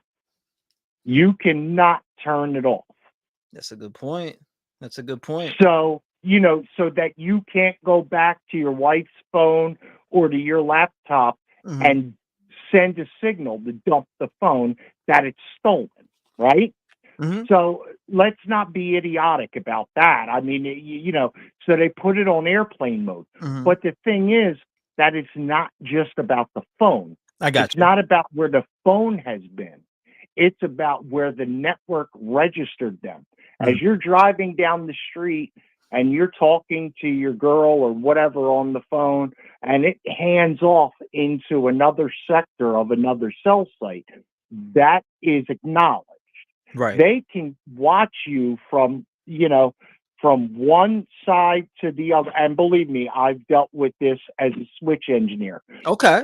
We can see where you go from point A to point B, and every time in between where you hand it off in the sector such and such, what frequency you were on, what your dB level is, and everything else. That's where they do, if you ever looked at trials and stuff, and I'm not going to go into if yes, sir, I have. Actually, I have. Okay. So you see, they do the circle. They show down tilts of the antennas, what the dB level is, where they're hitting down that way. That's where it's more exact, along with now the phones are more smarter than they were back in the day, where you have GPS also on the phones. So, I mean, I could dump my phone right now and no one, you're calling me you're calling me on my cell phone. I can dump my phone right now. And yes, ma'am, I really am a cellular network engineer. I started when it was Nextel, when no one knew who Nextel was. So yeah, and thank you. I do want to thank you for calling and or messaging me and wanting to put your input in here. I think it's great and educational that you're calling in with this, and it's a great question. Did they check that? Because maybe I'm sure they did, but also, like I said, are they really going to say? I mean, that's the easiest thing. You go kill your wife or something, they're going to check. Hey, where were you at the time? Well, I was at the, restaurant down the street. They're going to check. They're going to make sure you were there and check your cell phone data. And it's just so weird that he left his phone behind, which I have a lot of friends that have autistic children, so I can understand that. But, I think that there's a lot more to, they need to check the cell phone ping data, as you hear, the ping data. For that 3-hour phone call? What about that 3-hour phone call that they had? Oh, yeah, that's definitely, they can, you and I, like right now, I'm working from home today. Yes, sir. I can actually go to Walmart and, whatever, and get food and blah, blah, blah. And guess what? It would ping all the way from me leaving my home to the Walmart and it will show sort of like you driving on maps, going to your friend's house that you never been to. It'll show the breadcrumbs of where you were and travel. Interesting. Yeah. And asked about burner phone. I seen Annie's question because I have you on mute. Yes, that is absolutely correct. Burner phones. But you know what? With a burner phone that's like prepaid and stuff, I mean, that's kind of hard to get. But I mean, they can also see some of that if they do true investigating, that they have found, if they know about it, that they'll look into phone numbers and stuff that, you know, maybe I tried it out or whatever to make sure that my burner phone was working and things like that. You know, I mean, yeah, I agree. You know, burner phones is so simple, but you know, I mean, if they really, Nextel is not Verizon anymore. It's Sprint PCS. So yes, I mean, I'm right there with you, but they need to look at the engineer because that will show who was where and when was when. Damn. I wonder if they're doing that. FBI allegedly involved. You would think they're doing all that. I mean, look what they did. Well, the thing is, too, like, you know, they would need a warrant to do it, if, you know, in order to pull data records and polling. But the question is about that is, look, if it's my kid, oh no. You can pull my records. I ain't got nothing to hide. You know what I mean? I ain't got nothing to hide. You can pull my records as much as you want. You know, and also just so you know, if someone says, oh, well, they have a burner like app, you know what I mean? Like the next, what is it called? You know, one of them apps you can get on your phone with a fake phone number. Right. At that point, it's IP. And what about you if know, they bought one from Walmart? By the like straight talk. You know what I mean? Like straight talk or you know, a phone that you don't have to enter your information in. What about? Well, I don't know anything about Straight Talk, but they do have like Verizon. But you know, they can also ping what numbers were on. They can poll the numbers that were registered to that cell site near their house. You know, but what I'm saying is, if you have one of them like apps on your phone, you make you know, have a fake phone number or whatnot, and you could text or whatever. You know, I'm thinking that first of all, I know that it's IP based. And let's just say then one of your, you know, people that are watching, say, well, how about if they're on a VPN? It doesn't matter. The cell site is still pinging your phone, right? You're still on the cellular network. So it knows that you're doing data at that time. And, you know, even though you're on a VPN, you know, everybody thinks, oh, VPN, you know, I can hide all this crime and stuff. You can't on a cell phone. It's impossible because the cellular network is still communicating with your phone on their own. What about, I think this is a great question. Fun Size said, ask caller if the phone was left on call mode and it was left at the camper, then it wouldn't be able to track it anywhere. Just know it's stationary for 3 hours? Question mark. Yes, that is correct.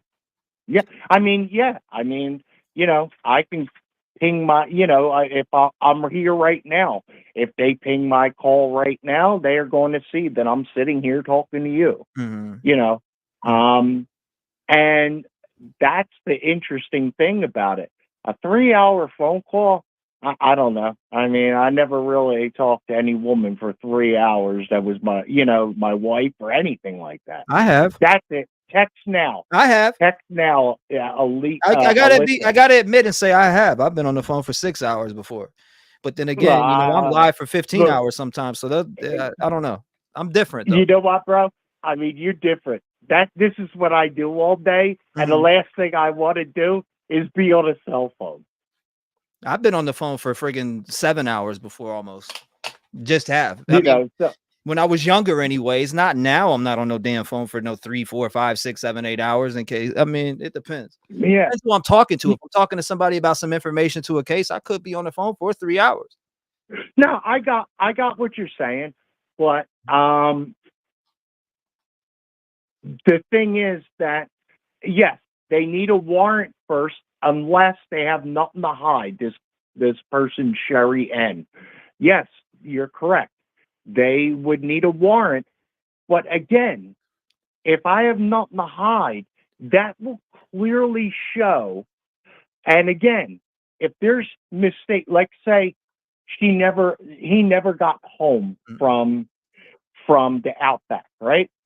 They would see where all of a sudden she stopped for quite a while or something like that. So if she doesn't have any of that stuff, where she stops and she continues to go, then you have to go by the video that you see at Outback where he gets into the car. Yeah, I mean, well, to me, that says they made it home. Seth says the police are telling him that he made it home that night, but the footage that he's seeing, you can't tell if it's him or not. That's his exact words. I So mean, it's like, what is he supposed to do? Said, sir, I just came into this and, for this weekend. So yes, sir. I'm trying to catch up on things. But to me, I want to see the cellular network data because then I'll be able to tell you if there's a problem with the handoffs and stuff like that, that there was a too long of a, I mean, to me, that's why I design networks, cellular networks and fiber optics and stuff. So it's definitely that I could see a problem where all of a sudden a stop sign or a stoplight, you're there for 20 minutes. There's a problem with that. You know what I'm saying? Yeah, I get it, man. I hope they checked that. I hope they did check what you're talking about. I hope they checked the things. I hope they checked all that. But then again, they have to have that probable cause to do that, correct? No, well, again, no. But if you didn't have anything to do with something that happened to a family member, wouldn't you be like, yo, dude, here's my phone number. I work, I'm with AT&T or Verizon. Here's my, T-Mo. Go check my shit. I'm fine with it. Absolutely. I mean, that would be my point of view. Look, clear me so that I don't have to deal with any of this and let me get the business of trying to find my kid. Yeah, and it's the beginning of the case. Here's all my devices. Here's this, check that, check. I want you to completely clear me right now. And I get it. I'm with you on that 100%. I mean, other than him not doing a polygraph, as well as I do polygraphs, ain't 100%, but I mean, he could go towards it. But other than that, I mean, the truth is in the pudding. If you think about it, everybody has these thoughts about this, that, the other thing. But if they do the real data, other than your friend or the post that said if she left at home, but they can also see that she left at home. Well, I thought she was searching for him. So why if you're searching for your kid, you ain't going to be at home keeping your phone there for 3 hours. Now what do you think about the 240 miles away that they are now? What do you think about that? I'm sorry, sir. When you see that they have left that home that he went missing from, and you see that they're 240 miles away from there because they think that he could possibly be anywhere, what does that say to you? I'll put it this way. If my son or daughter was autistic and I truly did what they quote unquote claim they did. And again, I'm not accusing, I'm just giving facts of what the police department could do. And like I said, I'm sure that the police department ain't that stupid that they haven't done this stuff already. Hence the reason why they might be hush hush on certain things. But if my son or daughter was missing and was autistic, okay, and I'm going out looking, let me just tell you something. I am going to stay home because what happens if that's all my son and daughter know? They're autistic. You know what I'm saying? They don't have where, and they might be gone. You never know. Some of them are very high functioning. I have friends of mine that are nonverbal, that, their son is nonverbal. Then I have one that is autistic that also is, does communicate and stuff like that, but knows where he lives. You know what I'm saying? Yes, sir. So that's what I'm saying. I would be home or have someone at my house while I'm looking to make sure if he comes home or she comes home, someone's there to say, thank God you're home. Not Exactly. go, you know, I mean, where else is someone going to go? They're going to go back home.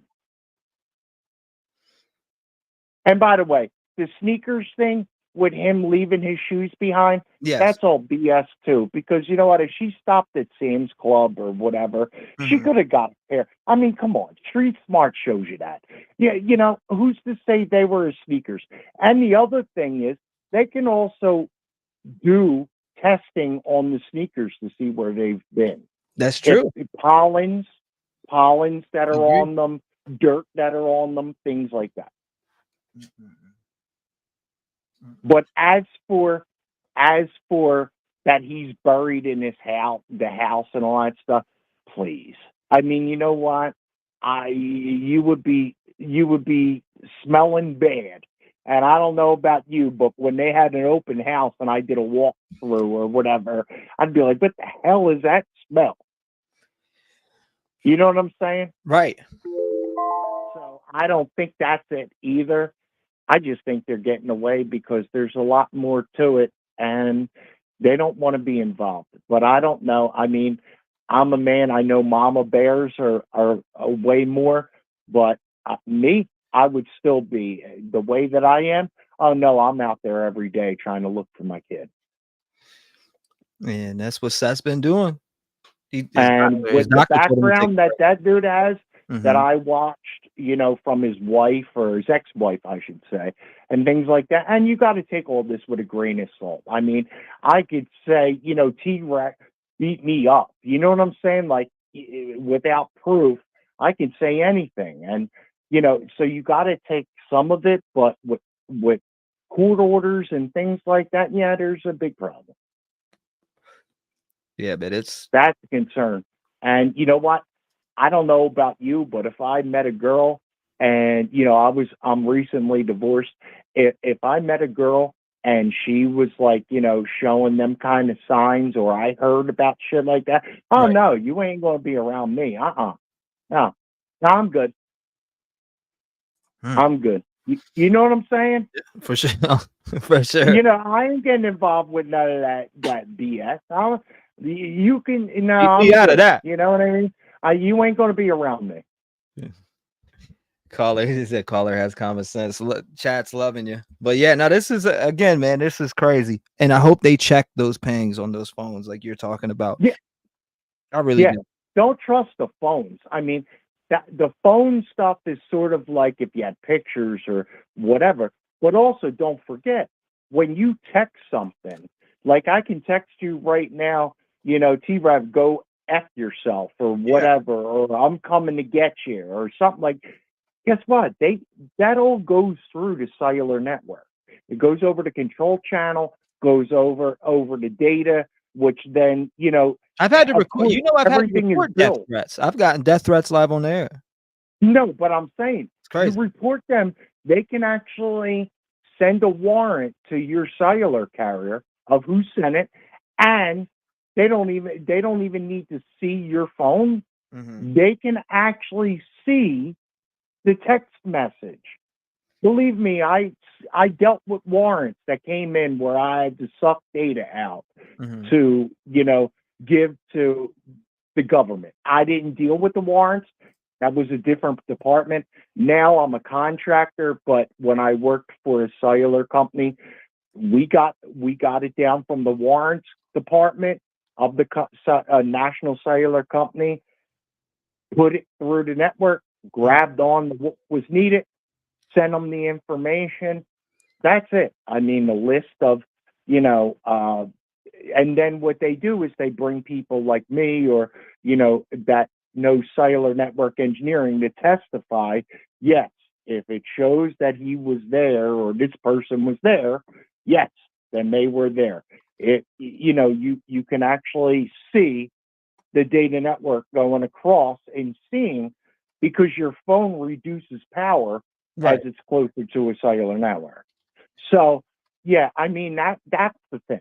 And that's, to me, that's the biggest shit that I need to see for this case, what they have done. but I don't blame, and I truly, truly believe this because I don't think that Tennessee is a bunch of dumbass police officers, but I truly believe they know this stuff, but they're keeping it hush because why would you show your hand? It's called street smarts. You ain't going to show your hand.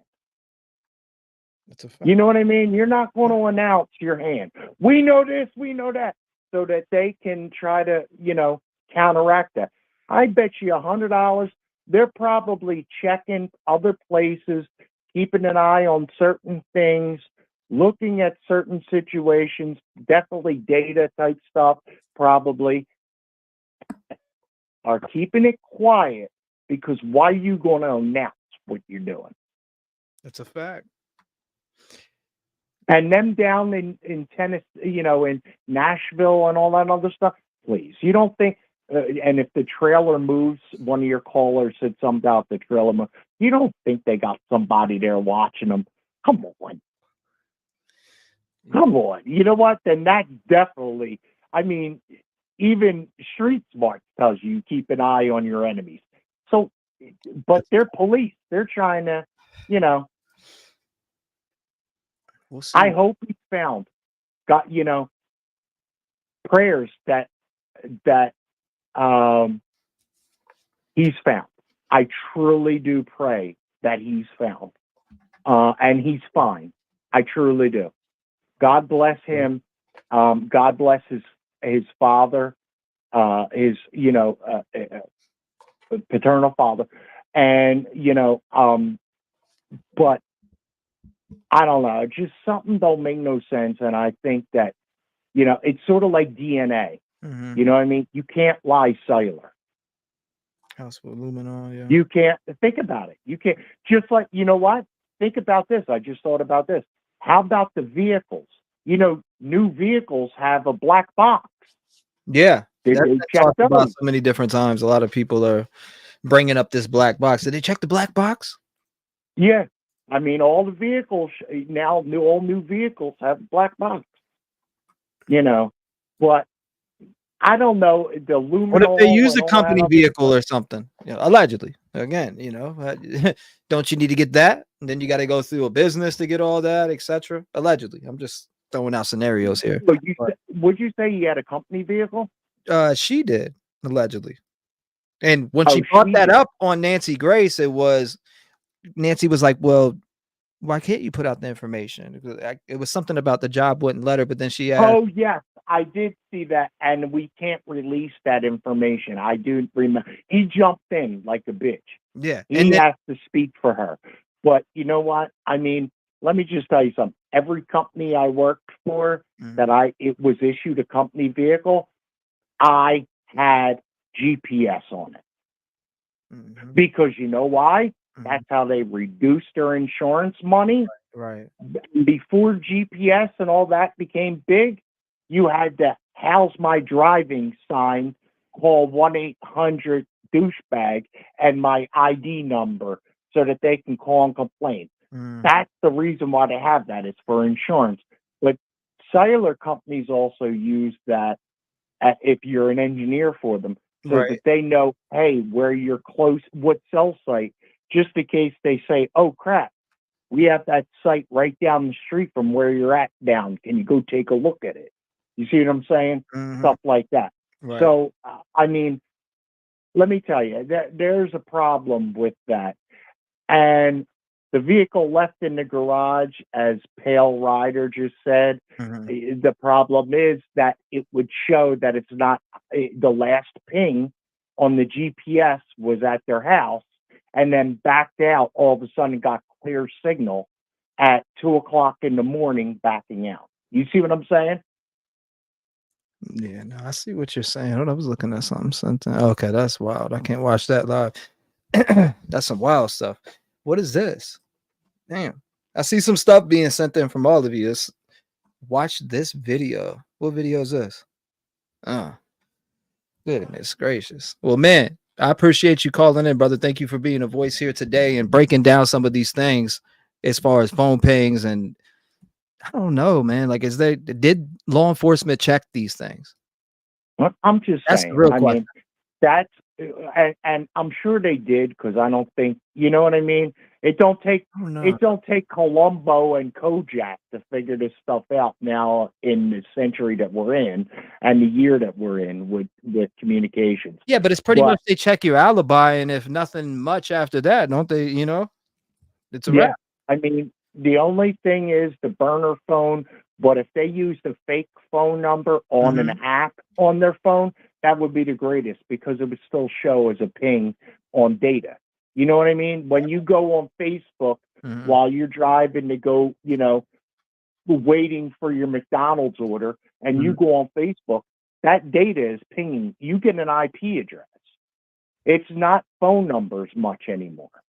You know, a phone number goes to an IP address internally in the network. Basically, you can kind of say, and that's what your life is. That information.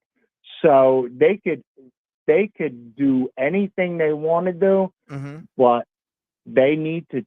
I don't know if they checked it or not. I'm just giving you my opinion. I'm not a forensic pathologist or anything like that. But me, I would want to see the data stuff. It would be something I could probably never be on a jury for a what's the name?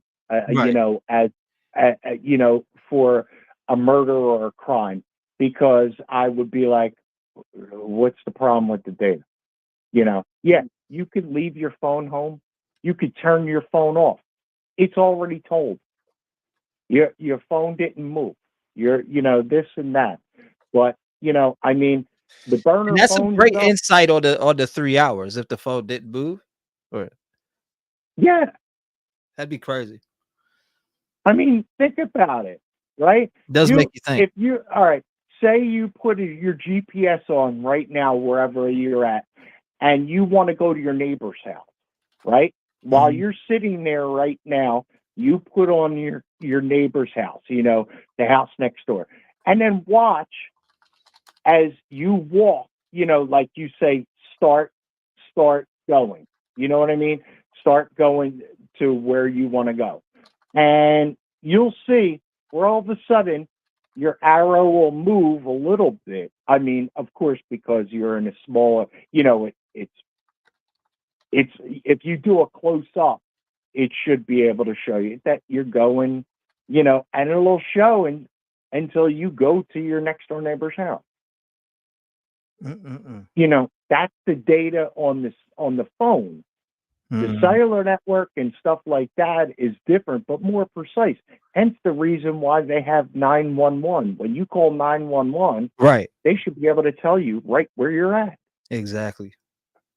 And that, you know what? That's right. Because the other, you know what? I'm glad you said that, because a couple months back, there was a few people hanging out and they accidentally called 911. And you know what? Police came banging on the friggin' door and said that the phone pinged right here that called 911. And they were banging on the door, banging on that. I mean, like, what is going on? Yeah, no, I get you. Like they serving a warrant. Yeah, and I look, get the you. person had dialed 911 on the corner, and it pinged right to here. Well, which it was called by one of the friends that was here. On that, they could do what's called a rebid. Some 911 dispatch, you know, it's each county, you know what I mean, or whatever. Like I said, I'm in Pennsylvania. I live outside of Philadelphia, but I was born and raised in South Philadelphia. And they could do what's called a rebid. They can send a signal back out. Where the hell are you at now? Yeah. Where are you at now? Right. Well, I appreciate you calling in, brother. Thank you for being a voice here for Sebastian Wayne Drake Rogers on day 43. No positive leads that we know of as, you know, came to fruition. I hope it does today. I hope he's found today. God bless you, brother. Thank you for being a voice here today for him and breaking down some of these things. Me for anything else, you know, keep my phone number. I'll be glad to help you out. Thank you so much for that, man. I'm going to lock you in right brother, now. You be safe. I'm going to lock you in right now. Thank you again for being a voice for Sebastian Wayne Drake Rogers. I saved your number, and if I need anything, I will hit you up. All right, brother. Be safe. You too, brother. God bless you. Shout out to him. Good phone call. Informative phone call, too, talking about some situation in Pangs that could be used here if law enforcement did. 219-885-9693. We are live on the air talking about Sebastian Wayne Drake Rogers, who has been missing for 43 days now. Not one sign. Not one. 540, you're on the show. Talk to me. Hey, sir, how you doing? Hanging in there. How about yourself? I'm doing all right. You know, I agree with that caller 100% about all this technology that they got. Because remember the Alec Murdoch trial? Yes, I do. But I didn't watch it in remember? full, but I watched everything afterwards. Okay, well, then you remember all them guys that they brought in there where they had just got his information back from the his vehicle? Yes, ma'am. While he was at trial, it had just came in. See how long that took? You know, what we need to realize is that, you know, we see all these TV shows of, you know, all these DNA tests and all this stuff is coming back within that episode. It don't work that fast in the real world. And I also agree with that caller. They're not dumbasses down there running that investigation. Law enforcement, they're not dumbasses. But we don't work for law enforcement, so we're not privy to their information until they're ready to release it. Were they dumbasses in the Summer Wells case? Well, what evidence you know what I mean? did they have? I do back Blue. I do back Blue, but where's the information on her? She's 3 years plus. Where's the evidence, though? Yeah, that's a good point too. I love that. You know, there is everything that has ever been done that will ever be done. There will always be evidence, but will you always be able to find that evidence? That's a good point. Yeah. Can you find it? You know, where is the evidence at in this case? Is this going to turn out like another Summer Wells incident where you see the parents are front and center, but nobody has any answers to where he could have went? Not even a friend, not even a tip to a friend's house where he could be at. Unless he just took off, you know, maybe they got into it and he just got angry and he just took off. He didn't even think about his shoes and just took off in the middle of the night. And something could happen to him. I don't know, but I know that I guarantee you that they are going through all of that, but it takes time to get that stuff back. Yeah, it does. It does take time to get stuff back. You're right, and it takes time to go through video footage too. Well, do you remember the one chick on that said that it's a chore to go through all these videos, all these I guess the camera ring video and stuff. She said it's a chore to go through all of it. The chick with the blonde hair when they had the press conference. I'm trying to remember her name. I know you. Yeah, I don't remember her name. I know I do. About. Yeah, she said it's a chore to go through all of this. It is, because you have to devote a lot of time to look through this stuff. And when that's what they get paid for, that's your tax dollars at work. Absolutely. So, but you know, and when they came out with that, you know, said that they at this time they don't suspect any foul play, right? And that when they said that they were going to, you know, kind of pull back on the physical search, and that's when they were going to start the internal investigation. That's what that internal investigation is. Yep. And there's another thing too. I know on some of this heavy equipment, like cranes and dozers, and even your bobcats, or even your mowers, they have where you have to sign on these big jobs. You have to sign in your hours on that piece of machinery. So it's just not showing up, getting on it, starting it up, and then digging a hole. The hours is going to show up on that piece of equipment. And some of them have to log in, just like when you're driving these, you know, tractor and trailers, they log in. They have to keep their hours. On them big job sites, they have to do that for insurance purposes. I wonder so into all of that. Yeah, they are. I guarantee you they are. Yeah, it's a deep investment. There's a lot of stuff we don't know about. There is a lot of stuff. Yeah, going on behind. You know, and that's why the public needs to be patient and don't get caught up in this mob mentality. Yep. I'm with you. Not this pick them up, slap them cuffs on them. They have to have evidence. And without evidence, Yeah. you can't do anything against anyone. They can't go slap cuffs on anyone. That's like saying, well, go arrest him because he stole a box of lollipops. You gotta have evidence of that box of lollipops being stolen. Right. And You know what I mean? we really don't have the right to harass them because the law enforcement is not telling us anything. No, we didn't go to school for all this. We're not certified to harass anybody just because, well, we think this way. That can get innocent people hurt. Yeah, that mob mentality can get people hurt. Kind of reminds me of that movie, Transylvania. Who's putting out "Go Hurt Them"? Who's saying that? No, I'm saying it can lead to that. I get it. I get what you're saying, but in general, who's putting out the message? Go hurt. Well, if them you right let it now. go, if you let it go far enough, it'll eventually turn into that. Who's letting it go far enough, though? You know, I'm trying to get what you mean. But you know what I'm saying. Depending on what you mean or who you're talking about. Law enforcement. Oh, I'm just anybody in general. Law enforcement doesn't seem like they're doing their job. So maybe we the public. Oh, need I to see. step up and down. That makes sense. No, I was trying to see what you meant. That makes so much sense, and we don't. And that's why I always tell people everything that you hear here is allegedly speculation. Don't try to take things into your own hands. Don't try to do nothing like that. Let them play out their investigation. They are certified to do what they're doing, so we have to let them play their part. It's okay that we could talk about it, but don't take it any further than that. It's nobody's been charged. And law enforcement can go after them. They can do it. But your average, ordinary, Joe, try to go after him, he's gonna get in trouble. Yeah, don't get yourself in trouble out here trying to take the law in your own hands on what your thoughts are. Because remember, there has to be evidence somewhere. Yep, and we just gotta pray that they find it. We keep his name and face out there. That's what we want to do. We want to keep Sebastian Wayne Rogers' face front line. Hopefully, we're hoping he is going to be found. Hopefully today it all comes to an end and it's over with.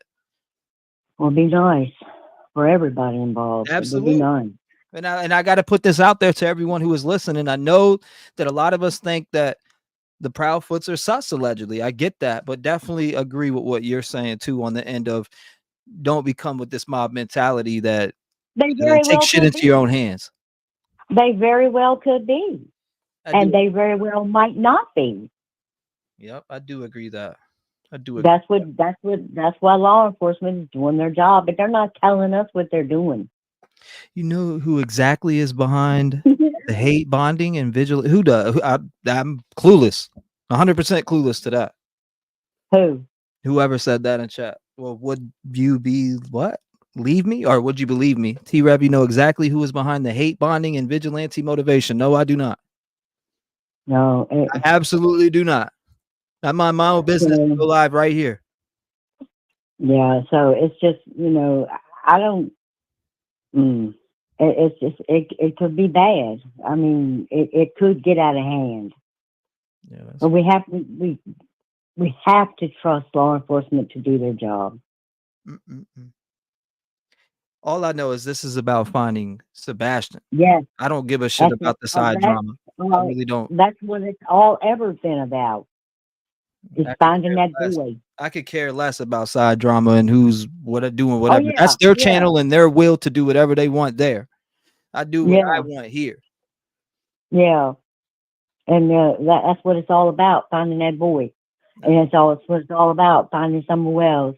And all these other babies that disappear. People, I'm gonna say people, because adults that disappear are just as important as the children. They're just as valuable.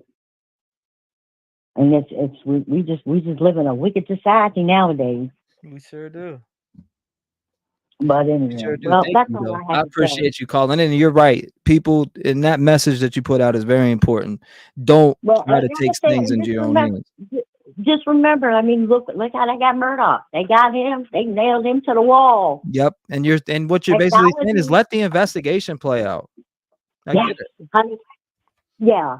All right. Well, you have a good one. I get it. And I think that's a great message. God bless you. Thank you for being a All voice right. here today Bye. for Sebastian. Lock Bye. your doors, stay safe, and be vigilant. Shout out to her. Good phone call. She's right, though. Don't take things into your own hands. Catch yourself in jail. Catch your butt in jail. 801, what's going on? You're live. Hi, Yeah, this is Jen again. I have a very important question. If, when I heard that the boy did not want to go home when Seth had him, would Seth be able to call the police and to ask for the child to stay with him since he was having a meltdown by saying he did not want to go back home? Could the police been able to prevent that? Since he was allegedly going back to Seth anyway, I heard. Yeah, but what would all this be? What would all this searching and everything and national media attention be going on for if that was the case? Well, what would he? I know that it's a lot of shoulda, coulda, wouldas, you know, in Seth's case, or excuse me, in Sebastian's case. But in future cases, you know, could this be done? Could he have? Could this have been prevented in any way, shape, or form? I mean, I don't know the laws in Tennessee, you know, but could this have been done? I mean, I mean, I don't know. Like I said, all the laws in Tennessee, but is it up to the police to decide that, or is it up to the father to, you know, since he obviously the child did not want to go home, and there was obviously a good reason why. And I know if my child was telling me that they did not want to go somewhere and was very adamant about it, you know, there must have been something going on. I would definitely not. Yeah, I would call the you know, police and say, no, you know, there's something going on over there and it needs to be checked out because, you know, this is a special needs child and he's having a meltdown. Yeah, well, I mean, I don't know. You know, there's a lot of shoulda, coulda, wouldas, and I don't want to sit and stand on those shoulda, coulda, wouldas either. But you know, well, this is to help prevent future missing children too. Yeah, but we don't. I mean, to figure out what happened first would be, you know, well, the good part. Yes, I know. You know what I mean? We would need to know what happened first. First, I mean, he's got to be found. Yes, because we don't even know where he's at or what happened. We don't know nothing. A lot of us are speculating on things that we've heard.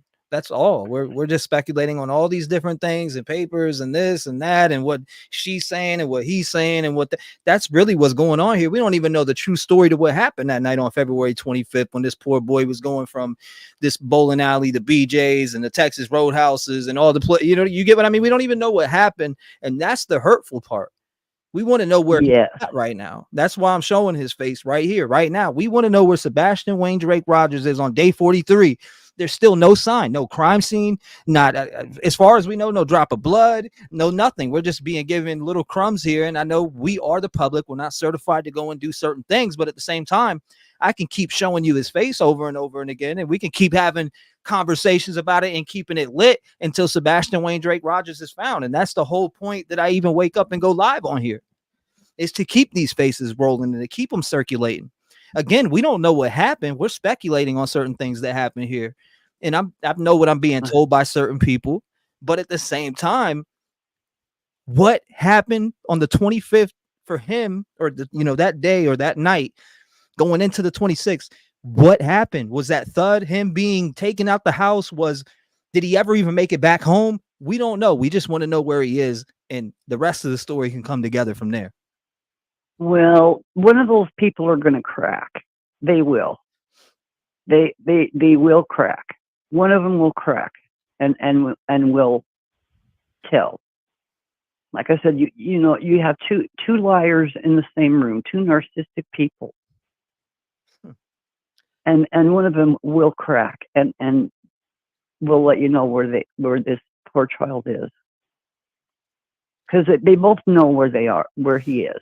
It's starting to feel doubt about it. It's starting to feel like the Idaho 4 for me. Well, time wise, and I don't mean case wise. I mean the time that it is taking to find out an answer here in this case is starting to get like, whoa, every day. Well, wake up. The police better be doing.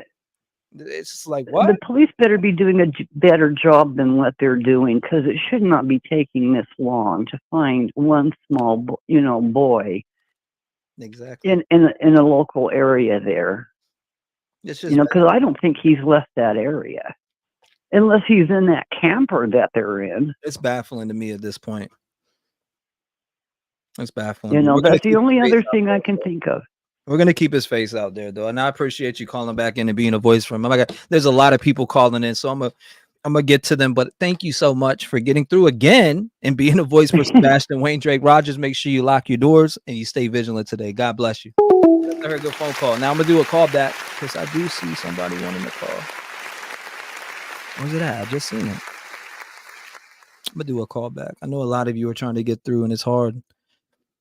So if you do want a call back, make sure you email me a call back, because I know a lot of people been calling for days, and some folks got the trick down on how to get through.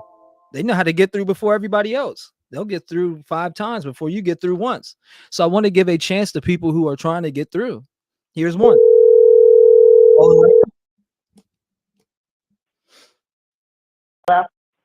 Fun size. What is going on? Hey, so I just wanted to say a few quick things as a master mechanic. So in order for them to get the details out of the black box of the car, that can take well over a month. Okay. Second thing, the reason they're in Mississippi, I was born in Mississippi. It's a no extradition state. That's interesting. Third thing is the caller that called in about the cell phones and stuff is absolutely correct. And the fourth thing, I believe that they definitely know where their son is, because you don't go looking for something that's not missing to you. And third, I don't know. I don't get a vibe yet that he's deceased. But I also am not sure about that. I hope for the best. Pray for Seth and Sebastian. And I hope that we find something out soon.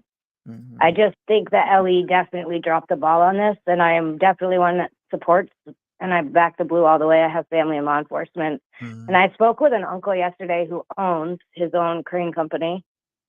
And they do have to, so they also have a box in the cranes, like all crane operators have to log in. They have to log all their movements. So if he switched from one area to another, they will be able to tell. That might take a month or so to come back as well. We may not have any answers on this case for another month or so. So you said you had somebody that did you say a cousin that works with a crane company?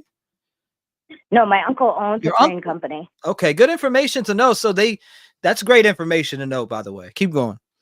He has cranes. He's got, everything you can think of, from like big cranes all the way down to like little trackers.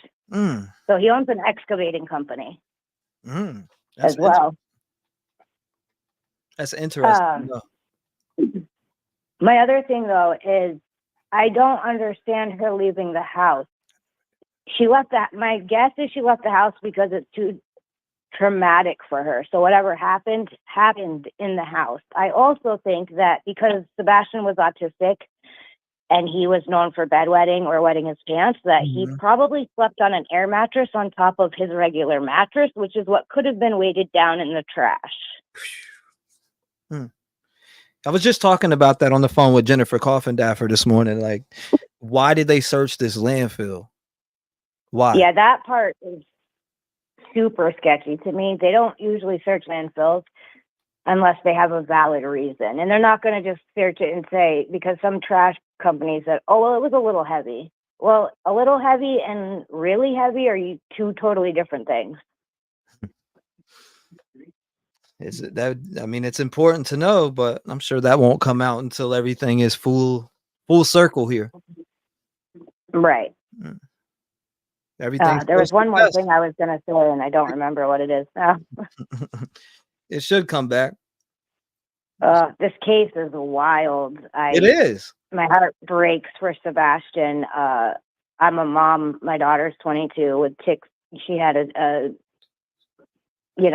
form of Tourette's, which she just had a tic, but I cannot even imagine. And you can tell Sebastian was definitely felt unloved in that house.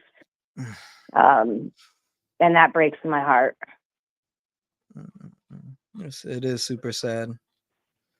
It's super sad, but I mean, again, I keep telling everybody, day 43, no one's been charged whatsoever, and according to the law enforcement, they're cooperating. The Proudfoots are cooperating, and we all know Seth's cooperating. So, I mean, that was the other thing. Yes, they are cooperating from what we're being told. However, them not being home is not as easy for law enforcement to walk up to them, knock on their door, and say, "Hey, can we come in and check something that we might have missed," or whatever. So now with them being 3.5 hours away, they would have to call them, get permission, or get a warrant. And they can't just go in to somebody's house when they're not home unless they have a warrant. That's a good point too. Jessica said, but I feel like they are in Mississippi because Mississippi is a non-extradition state. And I will bet my life that FBI has rented either a camper near them or in that campground, and they are being watched very closely. I would bet my life on that. I was kind of thinking that when Nancy Drew was out there doing her thing, I was kind of thinking, I bet they're already out there. Yeah, because technically, so again, I have family in law enforcement, and I did a lot of research yesterday. Right now, I'm stuck home. I can't go to work. I have a broken foot. So I was able to do a whole bunch of research yesterday. So FBI can technically watch without any type of warrant or anything else your front porch for 66 days.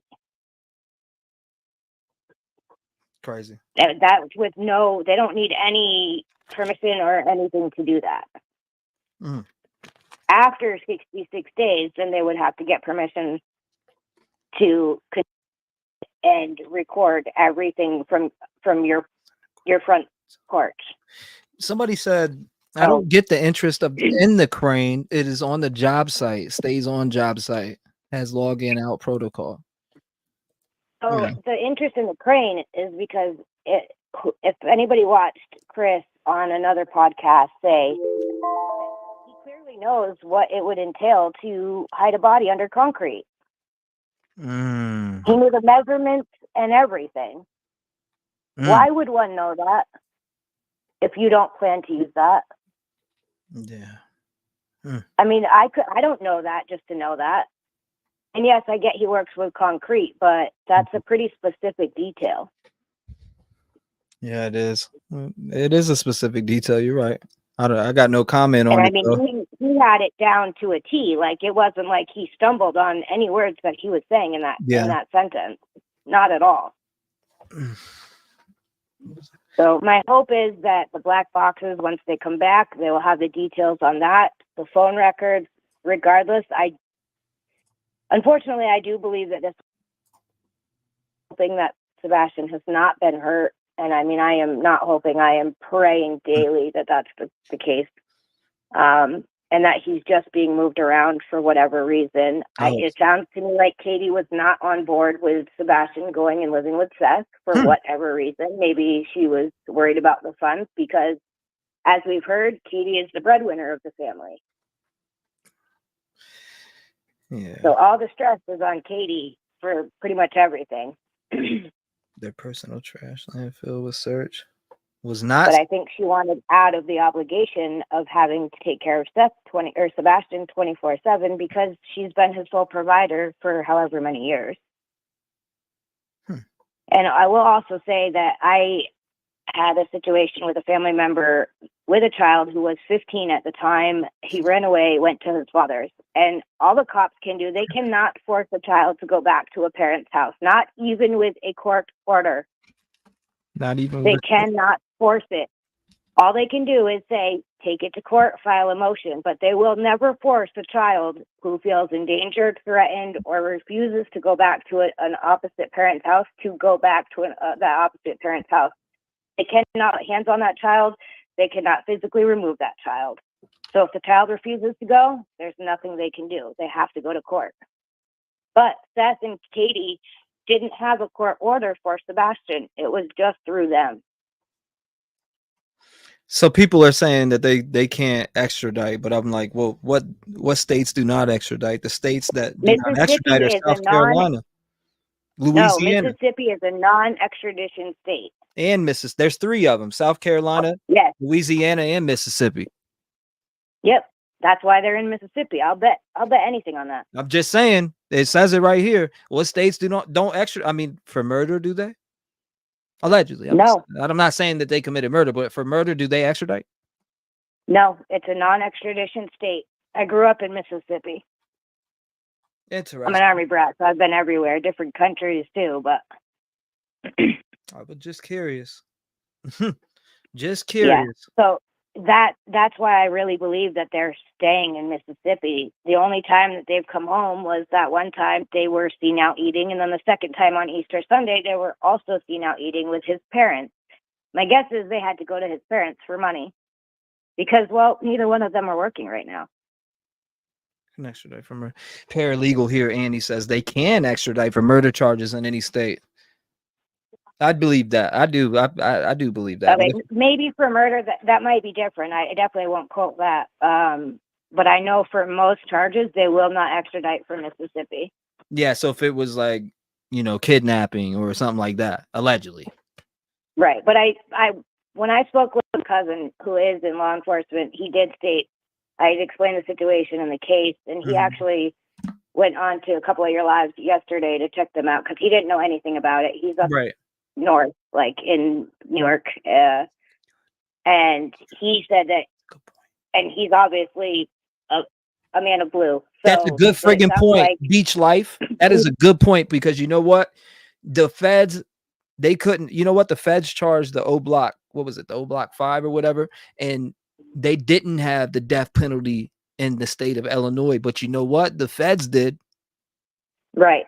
And that's why I said the feds are definitely watching them. I will bet my life on that.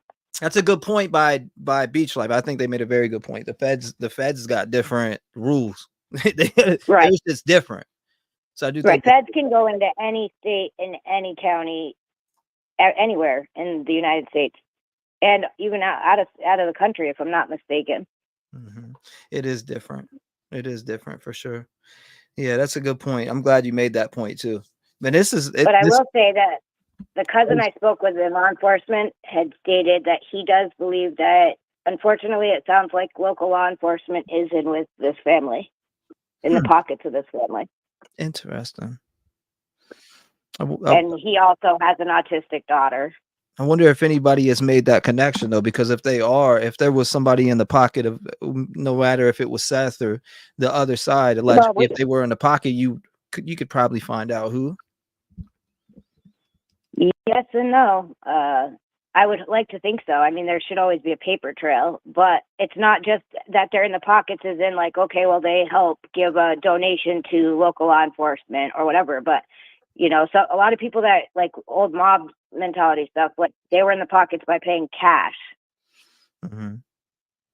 So nothing sadly surprises me in this world. It's a dark, disgusting, and vile place. We need so much more positivity and all this negativity to go somewhere else. That's I need a direct line. Somebody said I need a direct line to you. Okay, well, I'm going to let you go. I know you have a bunch of callers calling in. I just been trying to get in with you for like a week. So. That's why I called you. I'd seen your email come back across again. I was like, damn, she's been trying to get through for a long time, just as well as a lot of other people. So thank you. I appreciate it. I'll be back in chat. Love y'all. Thank you. We appreciate you. That was a very informative phone call. So thank you for your thoughts and opinions and especially the stuff. Anytime. I will also I will get you in touch with my uncle so he can come on if you want him to talk about the phone stuff. And then my cousin also said that when he has time, he'll absolutely be happy to come on and tell you a little bit how law enforcement works with stuff like this. He can't go into specific details on any case, but he can give you his input on certain stuff. Yeah, that'd be awesome. I'm down with that. All right. God bless you, Fun Size. I hope you have a good day. Stay vigilant and lock your doors. Gotta fit it in every time. 219-885-9693. Damn, about the crane. So you have to check in the information. Wow, that's weird. Oh, yes, they are coming for you. So Mississippi don't matter. Yeah, but I mean, you could try to federal equals extradition. 970, what's going on? You're live. Hi, this is Dee from Indiana. D from Indiana, what's going on? You're live on the air. Talk to us. Yeah, I'm just, a lot of people's vision of CP is, get like a weird feeling from him. He's just really confrontational. I'm just wondering if he ruffled somebody's feathers in the wrong way and somebody, pulled this scheme on him.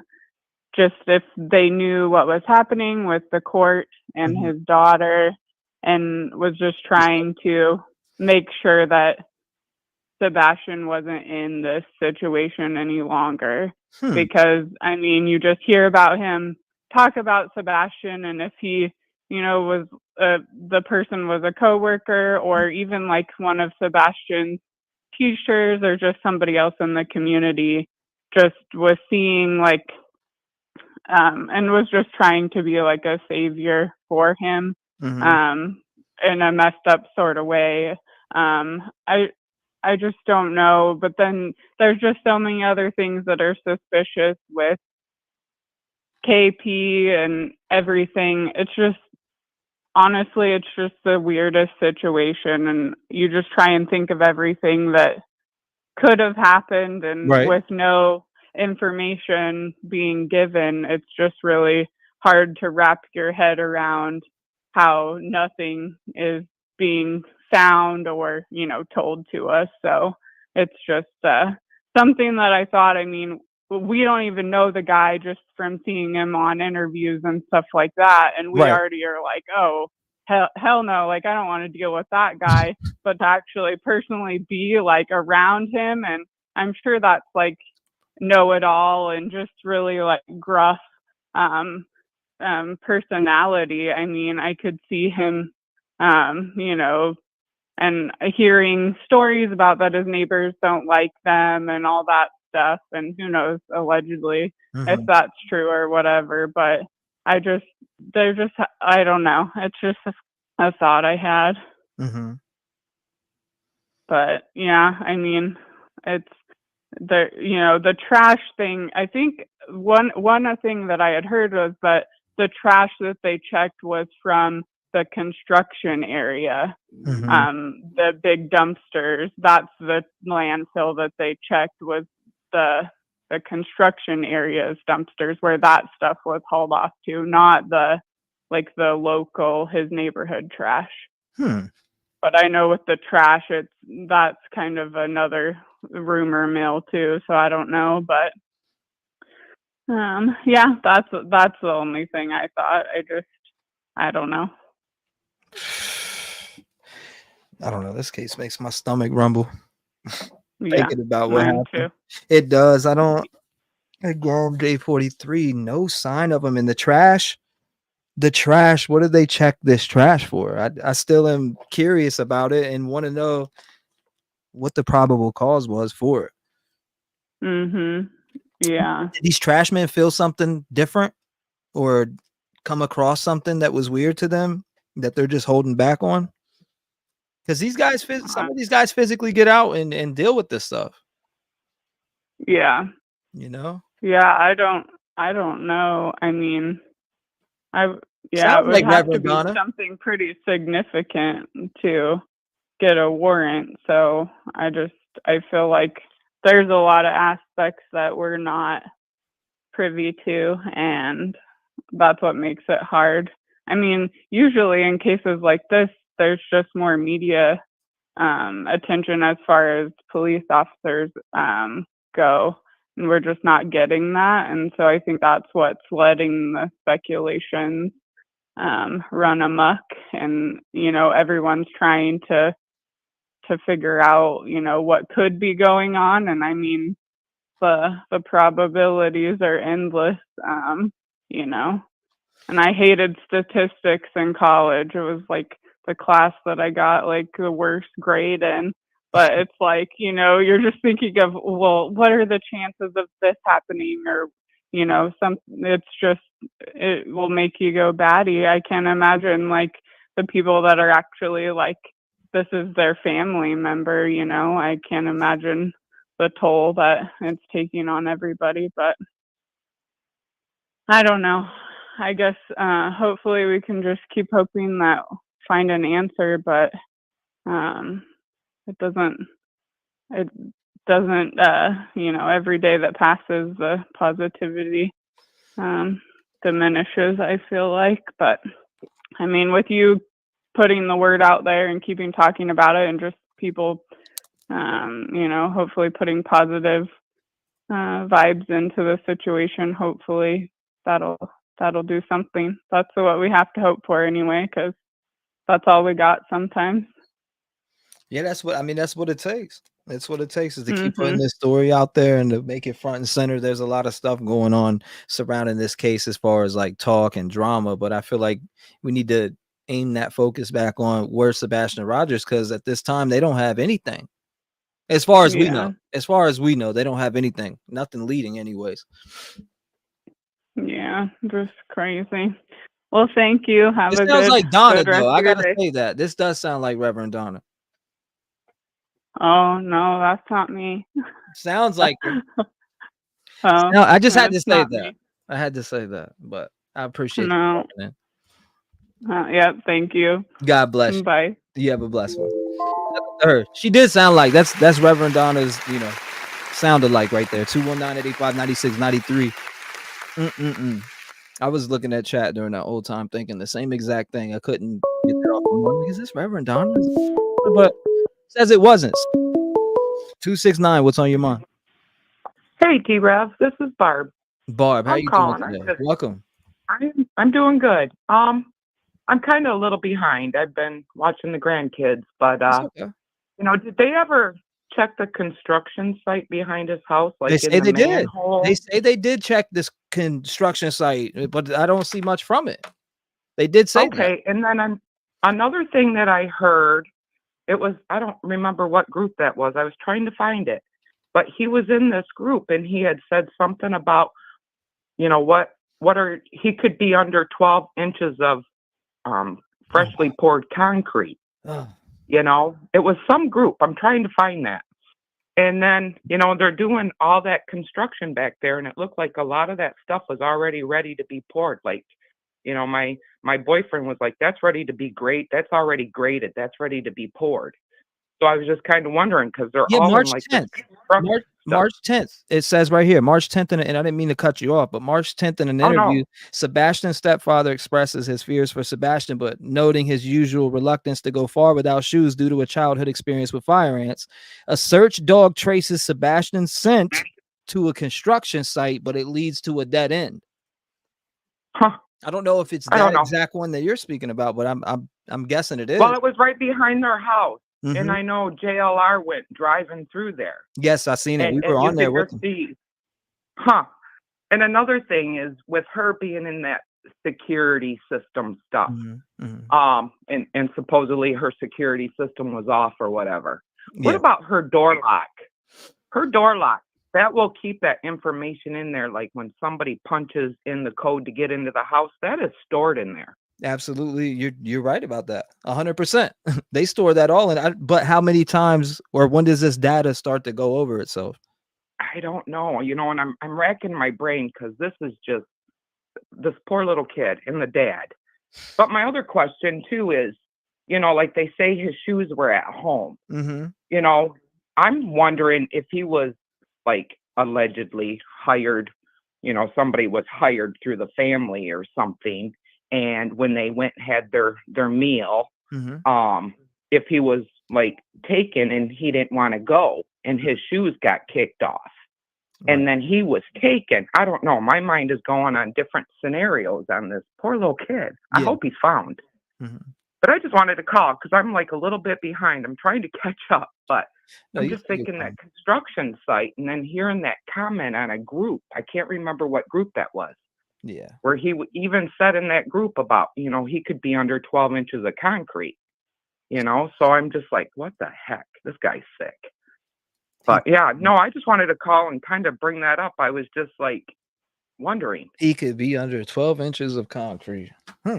Yeah. I mean, everything, there was a lot of stuff already graded, ready to be poured, and then with him knowing construction, I don't know about her, but, it's just. Does anybody know the date that this construction was poured? I don't know. No, they didn't say anything like that. It was his comment in some group. And I'm trying to find this group because I'm trying to get caught up on all this stuff. And he had made this comment somewhere in some group. But, because I usually just watch you or JLR. Right. So, but I was kind of like just going and just clicking on. And then I had heard that about, him making this comment about being under concrete. And, and I was thinking too with the Soto little girl. Supposedly she had made a comment on her phone about wanting to live in the woods. Where did they find her? They kind of found her like on the side of the road by a little wooded area. That's right. Right. And that's what got me to think, I'm trying to find that group. And remember, they went missing at the same time. I know. And it's just crazy. They found Madeline Soto because there was evidence to find Madeline Soto. There was evidence of her body being in the back of this vehicle. There was, right. You get what I mean? Where's the evidence here? Yeah, my brain is going. And then, because I know a lot of people that are in, the concrete. And they made that suggestion to me, like, that's already ready to be poured. That's already ready to be poured. And I'm just sitting there thinking, I heard that in a group, and I'm trying to wonder what group that was. I listened to, you or JLR, but I was. But it was on Smiley's podcast too. That's what I was thinking too, Joan. I thought it was there also, but Smiley's. Yeah. But he made like a comment. I'm pretty sure it was him that made that comment. He was in some group because they brought that up. But I don't know. But thank you. You're doing a wonderful job. And yeah, this group is awesome. Keeping awareness. But I just kind of wanted to bring that up, especially with that door lock. If it's a code, that's going to be in there. So, like the guy was saying with the cell phones, how far back do they go with these codes? That should always be in there. I don't know. This is crazy stuff. It is. It is. They got the world on this, though, I'll tell you. But anyway, you have a blessed day. Hey. You too. Thank you so much. much. God bless you. You lock your doors. Vigilant too. 219-885-9693. A lot of good callers today. I appreciate all of you. There's so much that I want to say. And it's like I can't. There's some things that I know that I just can't talk about. They had Cadaver Dog and no hits. Grammy Q's Gaming says. Wait, question. Stella say? What Stella say? What I missed? 901, what's going on? You're live. Hey, appreciate that. Appreciate you taking my call. You're welcome. I was just, my name is Nan from Arkansas. And I have had this on my mind lately, just racking my brain about this precious boy. Has anyone brought up about a storage unit? Storage unit. Maybe even the air-conditioned storage units that people use. I'm not sure much about it. Yeah, me either. But it's just something that came across my mind recently, and just wanted to get that out there. That anything's a possibility, but that I haven't heard anybody bring that up.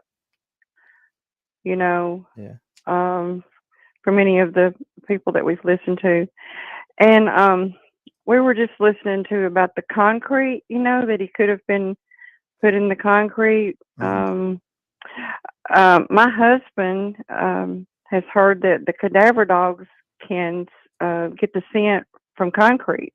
Right.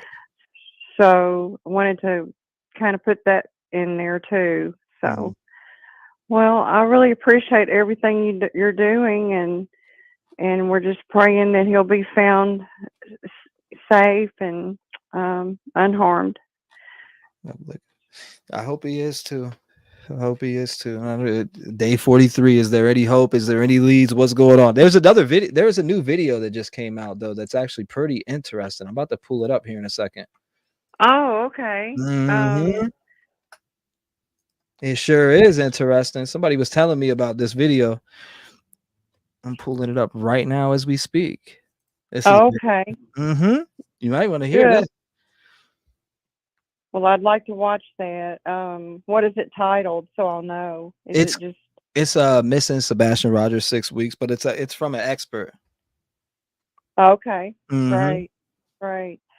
Well, we'll just continue praying, and there's nothing impossible with God, and there's nothing hidden from God. Right. And so I find comfort in that, take comfort in that. So we'll just continue to pray, and just really, really want to thank you for all that you do. Well, thank you. I appreciate the kind words, and I hope you have a blessed day, man. God bless you. God bless you. Bye-bye. Thank you for being a voice for Sebastian. All right, hold up. There's this video people keep sending in to me. Where's that other thing that I was looking at before? Somebody was trying to sell footage to the gas station. I'm confused. Footage to what? All right, let's listen to this real quick. We turned it up too.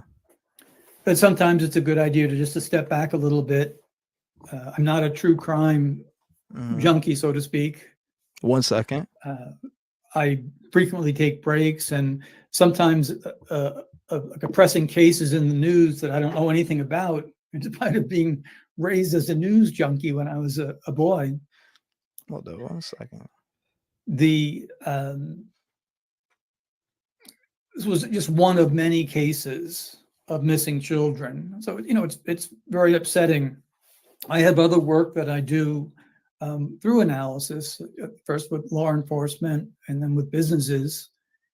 And in business, for example, I do a thing called employment analysis, where someone I'm trying to find the spot in here. They said it was what, 30? Maybe not safe if someone has children or that sort of thing.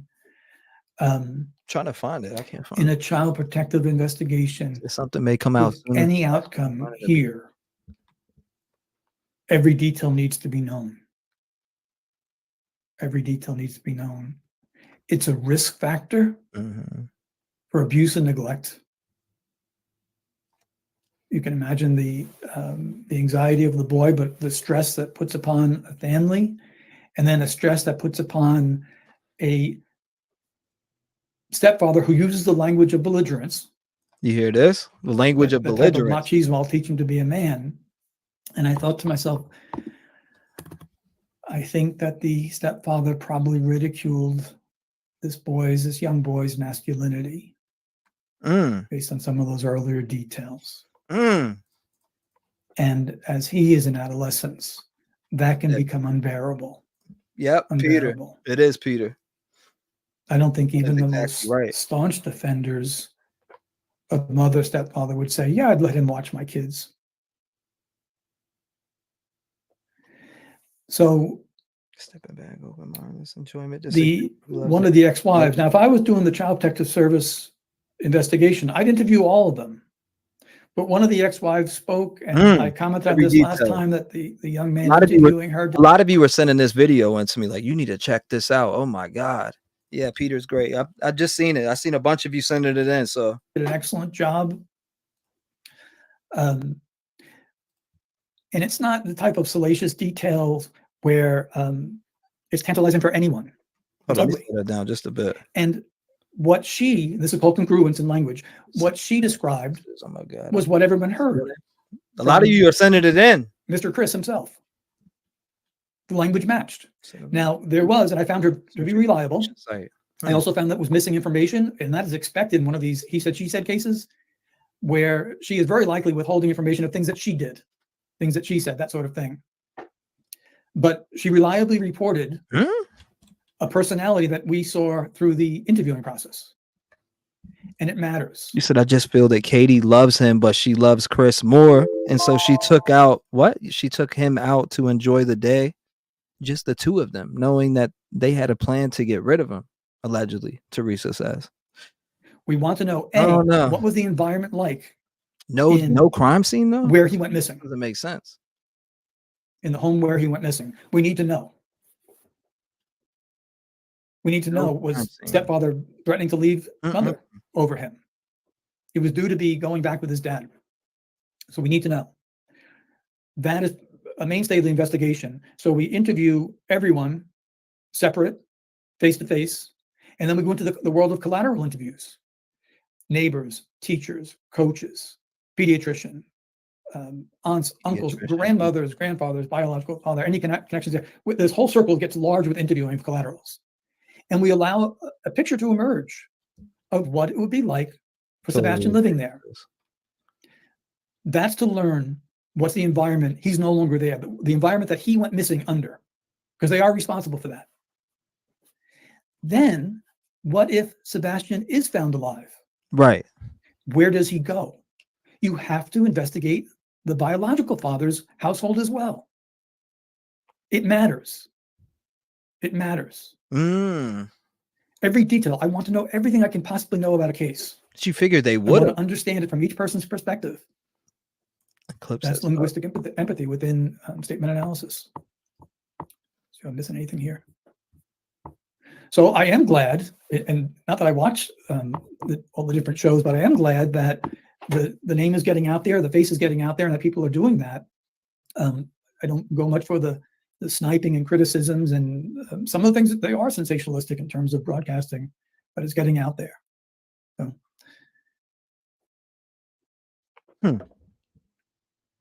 I think that Tanya was talking about the clash of personalities. You mean stepfather with Sebastian? You said, but I thought she was with the family that day on the 25th, correct? That's what you're talking about? Anyone remember the missing boy, Dylan Redwine? That's Peter Hyatt. That home environment. Peter Hyatt. When he was with his father was poison. It's hot as hell in here. He found a picture of his father's sexual fetish. And I think he went to the defense of his mother. Peter Hyatt. This is his video right here. Someone that I think of often. Subscribe to him. He gives very good breakdowns. His father had killed him. Very good breakdowns.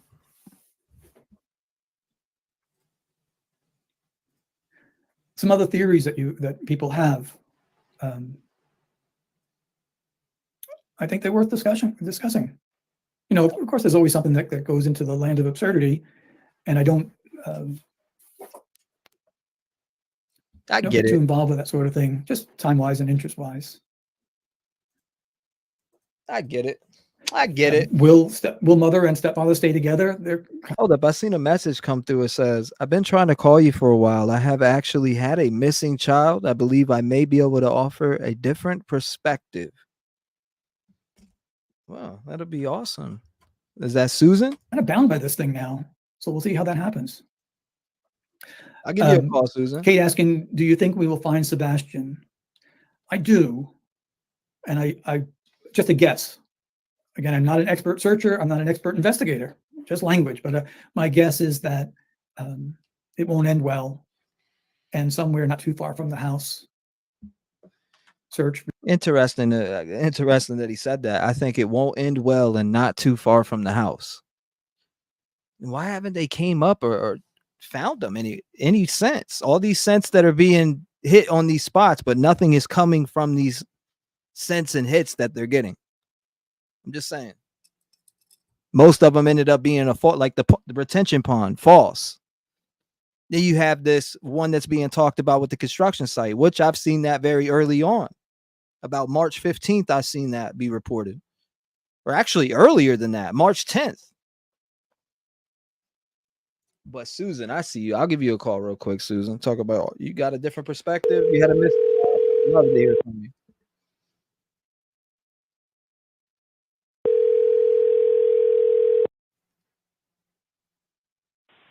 Hello.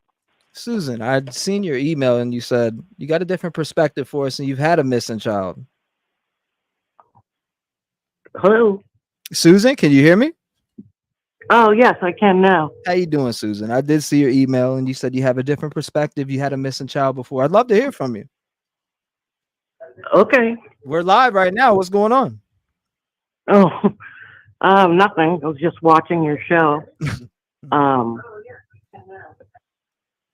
My son went missing May 31st of 2018.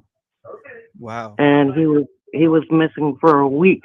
And as somebody that's walked in the shoes of these parents, yes, I can tell you that every minute of every day that your child is missing is like being in hell. And I didn't eat or sleep the entire week. And I mean, everything was normal. My son was 26. He was a firefighter, right, and a security officer at a local college. He was getting ready to buy a house. He was engaged. He had everything in the world going for him, and he just disappeared. And like I said, it's like being in hell. And unfortunately, we didn't have a good outcome. His life was taken, and I don't want to get into that because this is about another child. But I see the behavior of his mom and his stepfather in a different light. And what's that like? I'd love to hear from that. I think they've been tried and convicted in the media, and I understand why. They don't come across as likable people. But when people say, if that was my child, I'd never leave my house. Well, I had to leave my house because the media wouldn't leave my neighbors alone. Damn. And I stayed home for the first 3 days my son was missing. But then, and we had elected like a spokesperson, a family member that was going to do all the speaking to the media because I was doing whatever I could do to find my son. Right. And the police encouraged me to not talk to the media. They said that they like to exploit your pain basically. Excuse me. And so we had a family member that was just there to deal with the media on our behalf. And they still wouldn't leave me alone. So I ended up having to leave my apartment because they wouldn't leave my neighbors alone either. Interesting. So you don't know what you're gonna do, you just have to go with. Well, in my case, I let law enforcement guide me because obviously I'd never been through anything like that before. Right. But when I look at his parents, the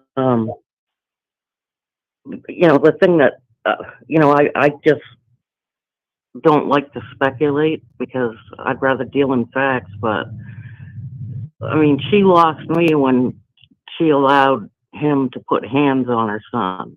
Right.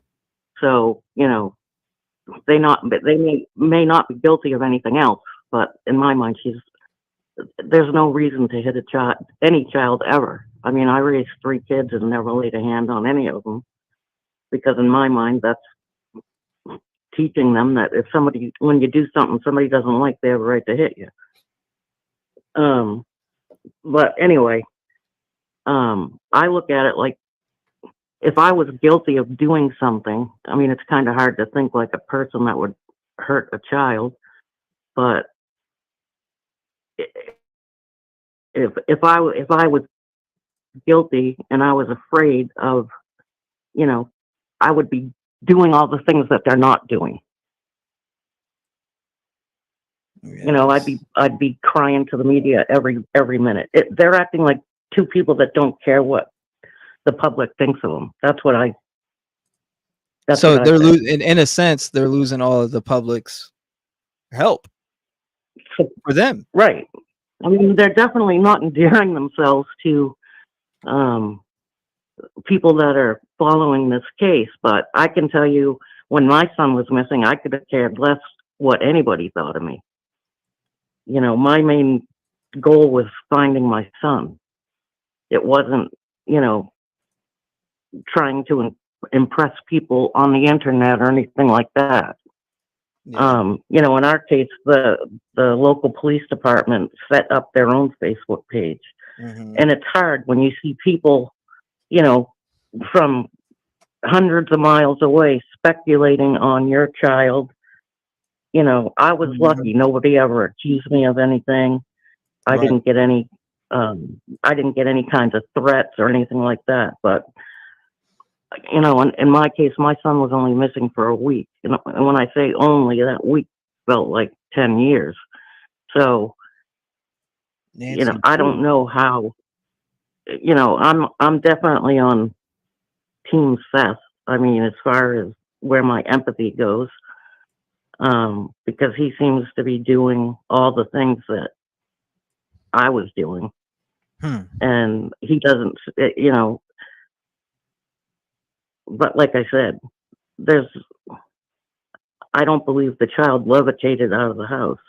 Yeah, no way he levitated out of that house. No way. You know, no way. You know, they said that I mean, the media will get involved and twist things. Like in my son's case, he had seen something happen on his street, a woman getting assaulted. Right. He tried to intervene, and we didn't have a good outcome. But I don't know. If I had to speculate, which I don't like to do, I would say that he was probably lured out of the house. I don't think his mother or his stepfather have. So lured out the house. I mean, that goes along with that noise that Katie heard. Could that have been him being abducted by somebody? The only thing that keeps going through my mind when I think about that noise is that's something she's going to regret not investigating for the rest of her life. I think so too. You know, I mean, yeah. I can only say, you know, if there was, when my kids were living at home, I mean, I'm sure, I mean, my son my late son would have been 32 yesterday. God bless you. And it's I just feel really bad for his dad. Right. You know, he doesn't know it yet, but he's already got PTSD. And I don't know. I would love to say that I think Sebastian's still with us, and I do, and I don't know why I do. You know, I don't. I'm not a psychic or any of that kind of thing. I just, for some reason, believe that he was lured away from the house, and you know, when that kind of thing happens, it's not for good reason. But I don't think his mother and stepfather were bright enough to cover something up if they had committed a crime.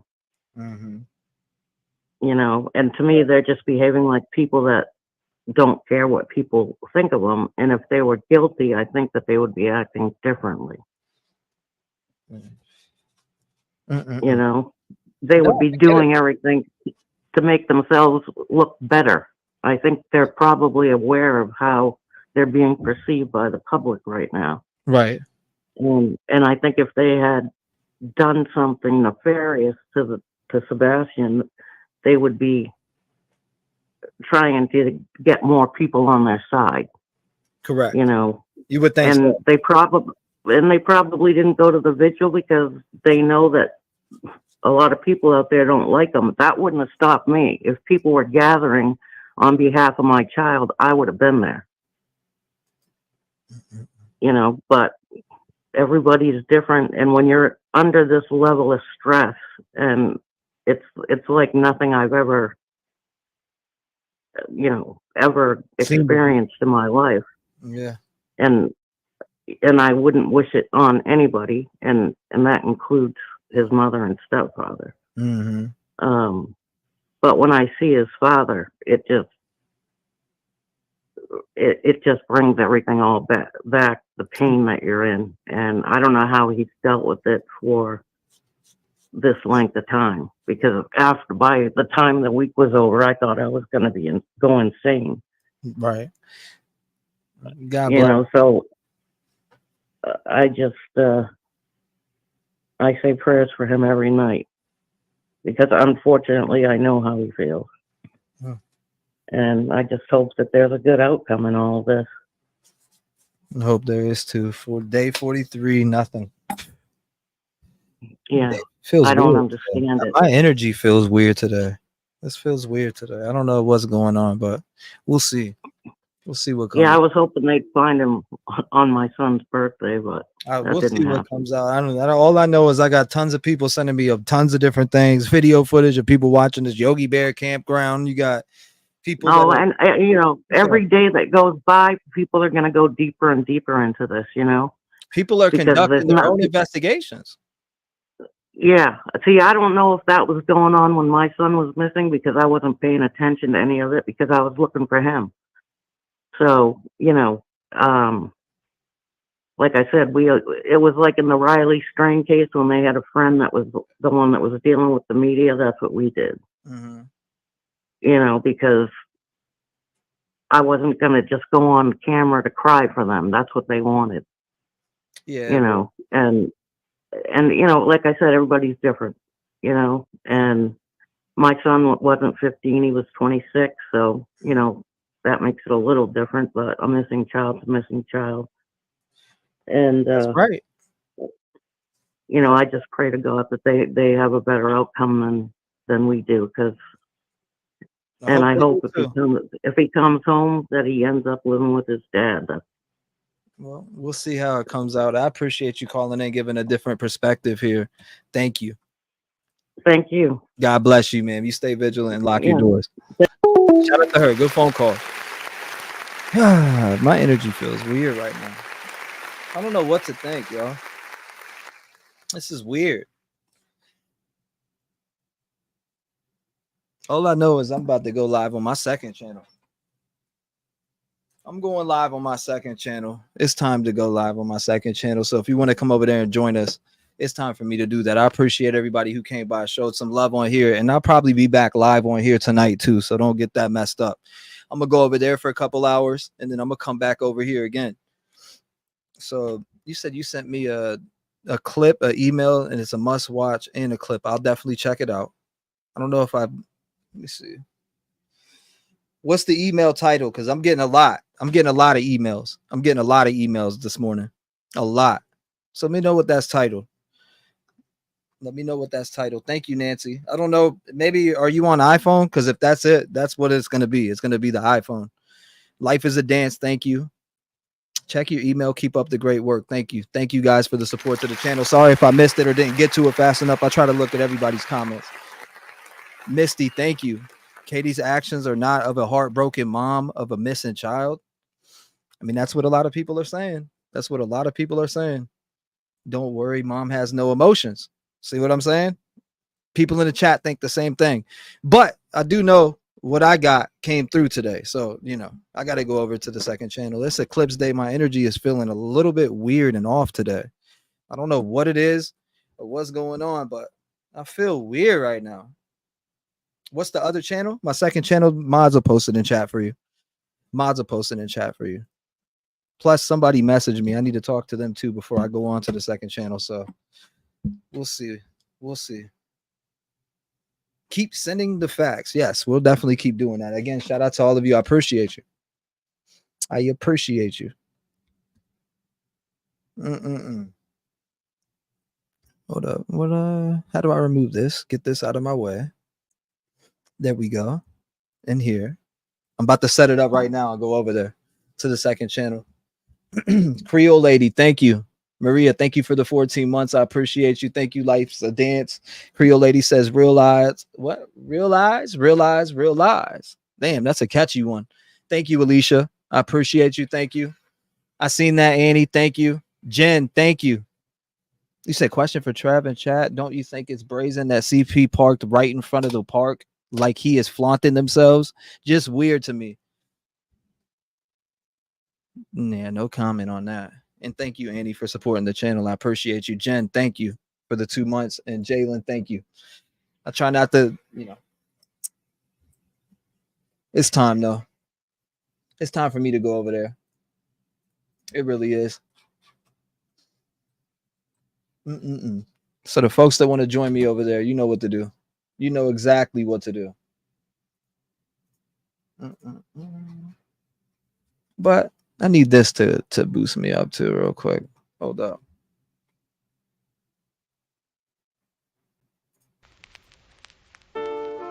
No. Where's my other? Oh, there it is right there. Before we get out of here, I do want to say this. Dear Heavenly Father, we come before you today with heavy hearts, but with unwavering faith as we continue to seek your guidance and comfort in the search for Sebastian Rogers. Lord, you are our refuge and strength and ever present help in the trouble. We pray for Sebastian's safe return to his family who miss him dearly and are long going to feel his presence once again. Lord, they are longing to feel your presence in their lives today. And we lift up Sebastian's family to you, Lord. Grant them your peace that surpasses all understanding and the strength to endure this trying time. May they feel your loving arms wrapped around them, providing comfort in moments of despair and hope in times of doubt. We also pray for the dedicated men and women who are tirelessly searching for Sebastian, the volunteers, the search and rescue teams, and law enforcement officers. Endow them with your wisdom to guide their efforts. Protect them from harm and lead them to Sebastian. Inspire them with your light, Lord, so they may uncover the path that will bring Sebastian back to those who love him. In your mercy, Lord, hear our prayer for any individuals who may have information about Sebastian's whereabouts. Touch their hearts and encourage them to come forward so that Sebastian may be reunited with his family. God, we trust in your timing and your perfect will. Help us to remain hopeful, to support one another, and to keep faith in the power of your grace. May this experience draw us closer to you and to each other, reinforcing our sense of community and shared humanity. We ask all this in your precious name, Lord. In the name of our Son, Jesus Christ, amen.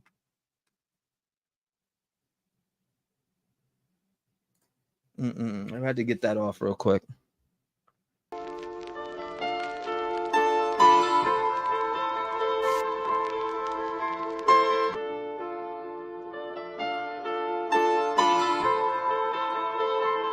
Yeah, dear Jesus, how should I move? I got these demons all on me, they tryna take over again.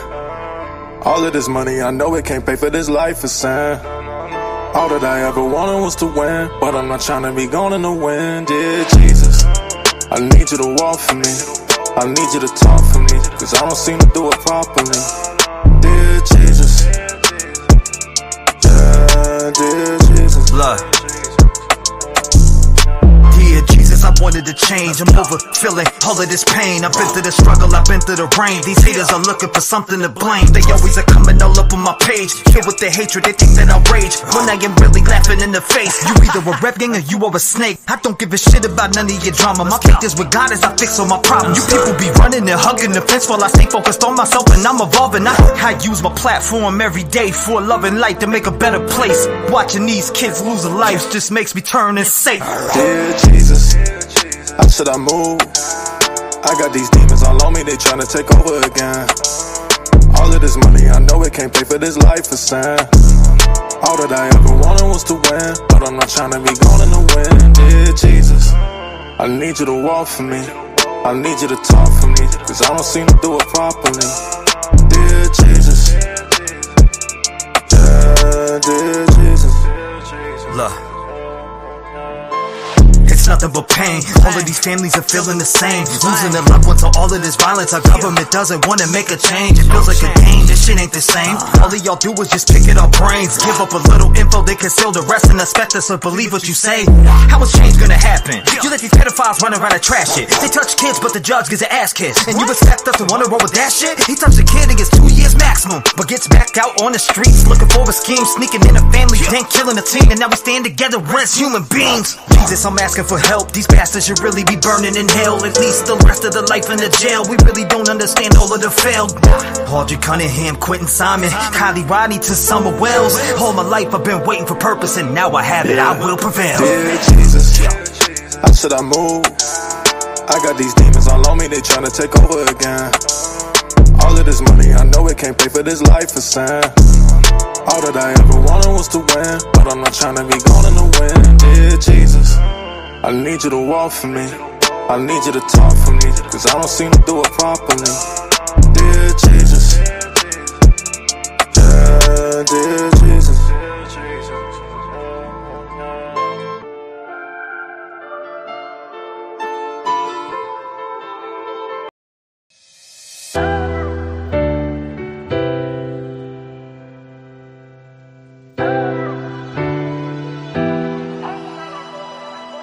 All the sacrifices and the sleepless nights, well, they serve me well. Only time will tell. I just keep on praying that I'll find my way if I go through hell. Only time will tell. Only time will tell. Every day I wake up, I'm here to make a change. Only time will tell, I hope it takes the pain away. I see these families going through it every single day. Another person dead, an article up on a page. But I hold on to hope like a candle in the rain. Got it by the light, trying to break through these heavy chains. In the heart of the night, I'm searching for the flame. Speaking for the silent and the honor, I'ma pave the lane. In the silent battles, I become the roaring train. Carrying the hopes on this long and when it's a rain. Through the valleys of silence, the dreams I entertain. In the quiet whispers, my purpose remains the same. Let's go. Sacrifices and the sleepless nights, well, they serve me well. Only time will tell. I just keep on praying that I'll find my way if I go through hell. Only time will tell. Look. Only time will tell. We're really feeling like we're living in hell. Just turn on YouTube and start searching and you'll see it yourself. But together we light up the dark, standing strong, playing our part. Heart to heart, we heal, we mend. And this battle will prevail in the end. Voice for the voices we defend. In the silence our words transcend. With every note we send a message, deep truths we blend. And every verse hopes trend from our spirit within. Let's wake up, start the day, I'm back fighting again. Giving a voice to the people who have nothing to give. They come to me, I let them speak and tell it just like it is. I've been sacrificing all my life, I sleep when it is. All the sacrifices and the sleepless nights, well, they serve me well. Only time will tell. I just keep on praying that I'll find my way if I go through hell. Only time will tell. Only time will tell. Divine spirit of love and light, in this hour of need, guide America right. Shine your grace on every child, every soul. Mend our hearts, make our nation whole. All the sacrifices and the sleepless nights, well, they serve me well. Only time will tell. I just keep on praying that I'll find my way if I go through hell. Only time will tell. Only time will tell. By the way, I'm going to the second channel. I don't know about you.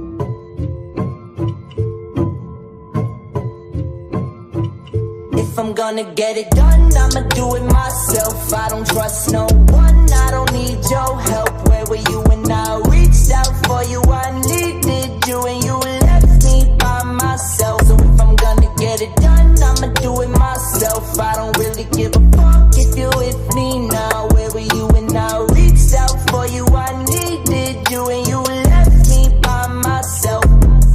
I was always left alone, sitting in my home, going through depression while I'm crafting all these poems. My mom was doing dope, that's all I ever known, but I let that pain go away. I'm here to take the throne. Got rap gang behind me, I give a voice to the streets. Let the people speak. Love and light is what I preach. Got these negative people who try to put stains on my fleece, but I never give up and stay focused on my peace.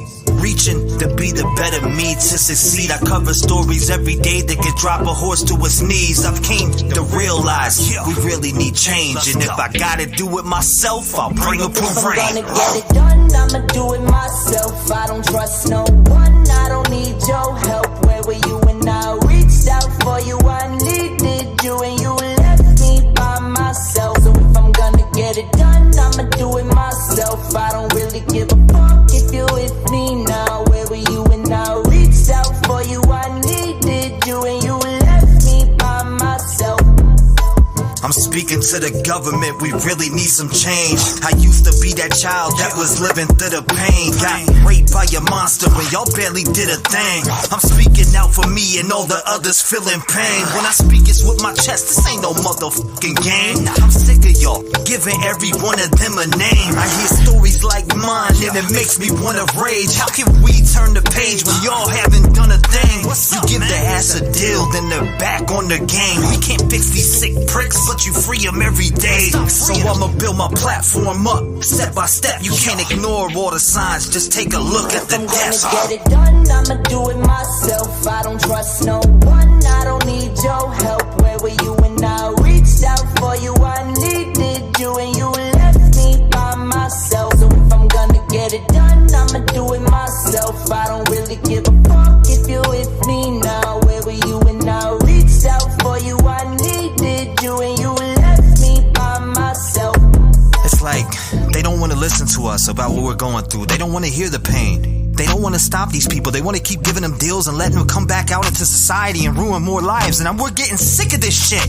We had enough. Man, they're gonna kill more people. I'm speaking for the voiceless. We need better laws and better purpose. I know a lot of families out in these streets, they are really hurting. They don't know where to go, know where to start. A lot of these families get left in the dark. No answers, no leads, they get pushed to the side just like they were from the start. I'm here to make a change. I'm at it every day. I'm far from perfect, but I refuse to stay the same. I'm here to grow with my people and rise above. I put all my faith in God. The change is gonna come. If I'm gonna get it done, I'ma do it myself. I don't trust no one, I don't need your help. Where were you when I reached out for you? I needed you and you left me by myself. So if I'm gonna get it done, I'ma do it myself. I don't really give a fuck if you're with me now. Where were you when I reached out for you? I needed you and you left me by myself.